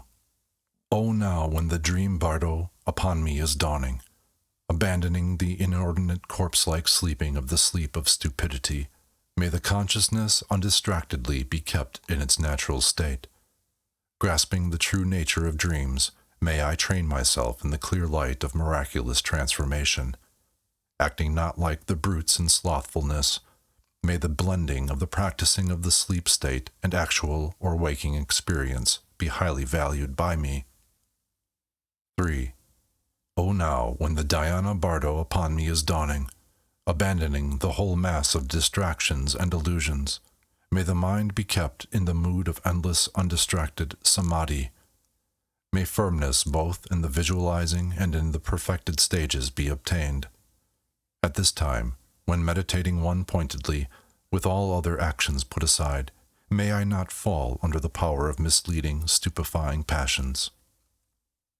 4. O now when the Bardo of the moment of death upon me is dawning, abandoning attraction and craving and weakness for all worldly things, may I be undistracted in the space of the bright enlightening teachings. May I be able to transfuse myself into the heavenly space of the unborn. The hour hath come to part with this body composed of flesh and blood. May I know the body to be impermanent and illusory. 5.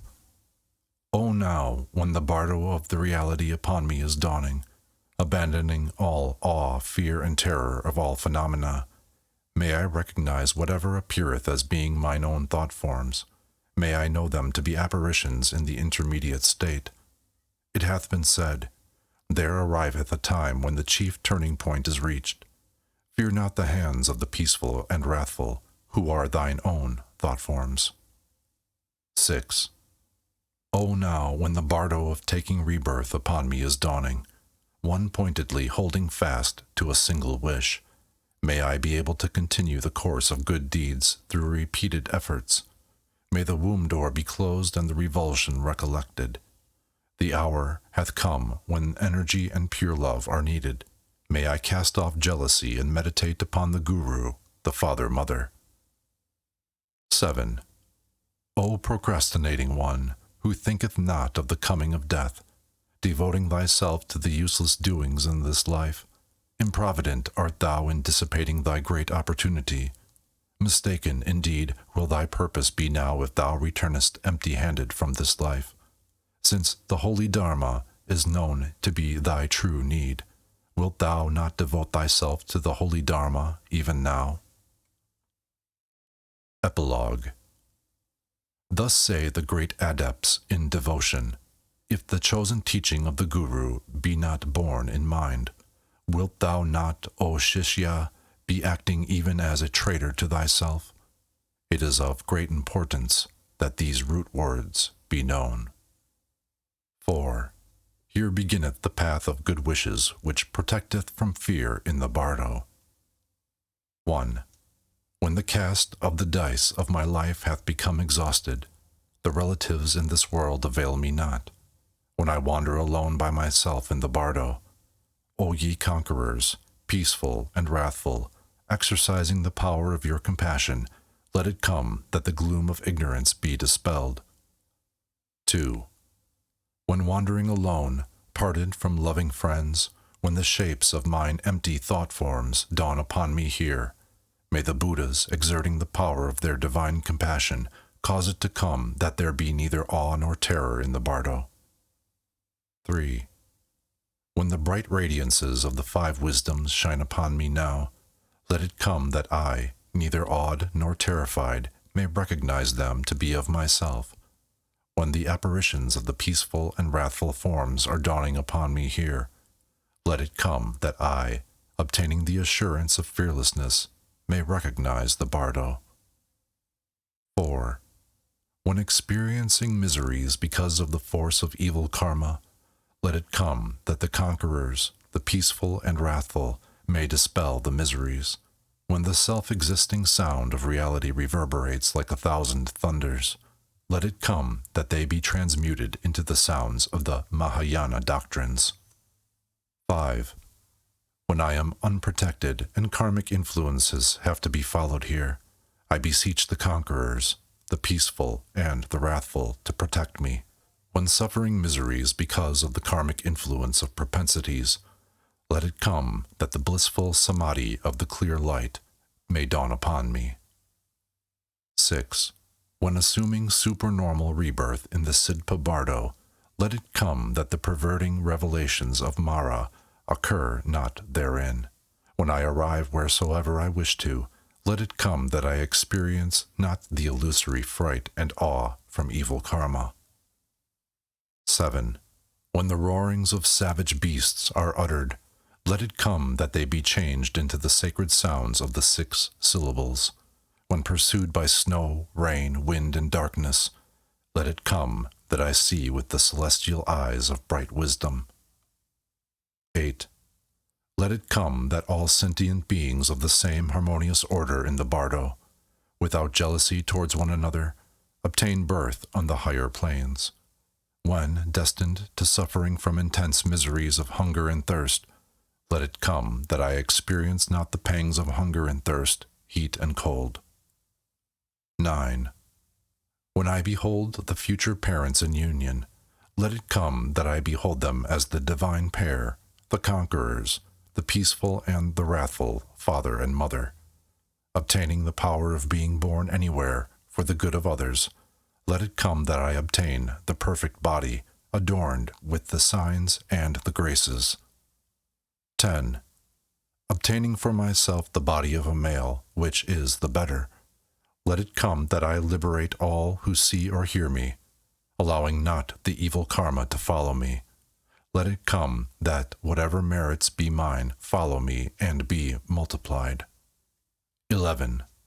Wherever I be born, there and then, let it come that I meet the conquerors, the peaceful and the wrathful deities, being able to walk and to talk as soon as I am born. Let it come that I obtain the non-forgetting intellect and remember my past life or lives. 12. In all the various lores, great, small, and intermediate, let it come that I be able to obtain mastery merely upon hearing, reflecting, and seeing. In whatever place I be born, let it be auspicious. Let it come that all sentient beings be endowed with happiness. 13. Ye conquerors, peaceful and wrathful, in likeness to your bodies, number of your followers, duration of your life period, limit of your realms, and in likeness to the goodness of your divine name, let it come that I and others equal your very selves in all these. 14. By the divine grace of the innumerable, all-good, peaceful, and wrathful ones, and by the gift waves of the holy, pure reality, and by the gift waves of the one-pointed devotion of the mystic devotees, let it come that whatsoever be wished for be fulfilled here and now. The path of good wishes, affording protection from fears in the Bardo, is finished. 5. The Colophon. The manuscript concludes with the following 7 verses by the Lama or scribe who compiled it, but he, faithful to the old Lamaic teaching that the human personality should be self-abased and the scriptures alone exalted before the gaze of the sentient creatures, has not recorded his name. Through the perfectly pure intention of mine, in the making of this, through the root of the merits thereof, may those protectorless, sentient beings, mothers, be placed in the state of the Buddha. Let the radiant glory of auspiciousness come to illuminate the world. Let this book be auspicious. Let virtue and goodness be perfected in every way. Here endeth the manuscript of the Bardo Thodol.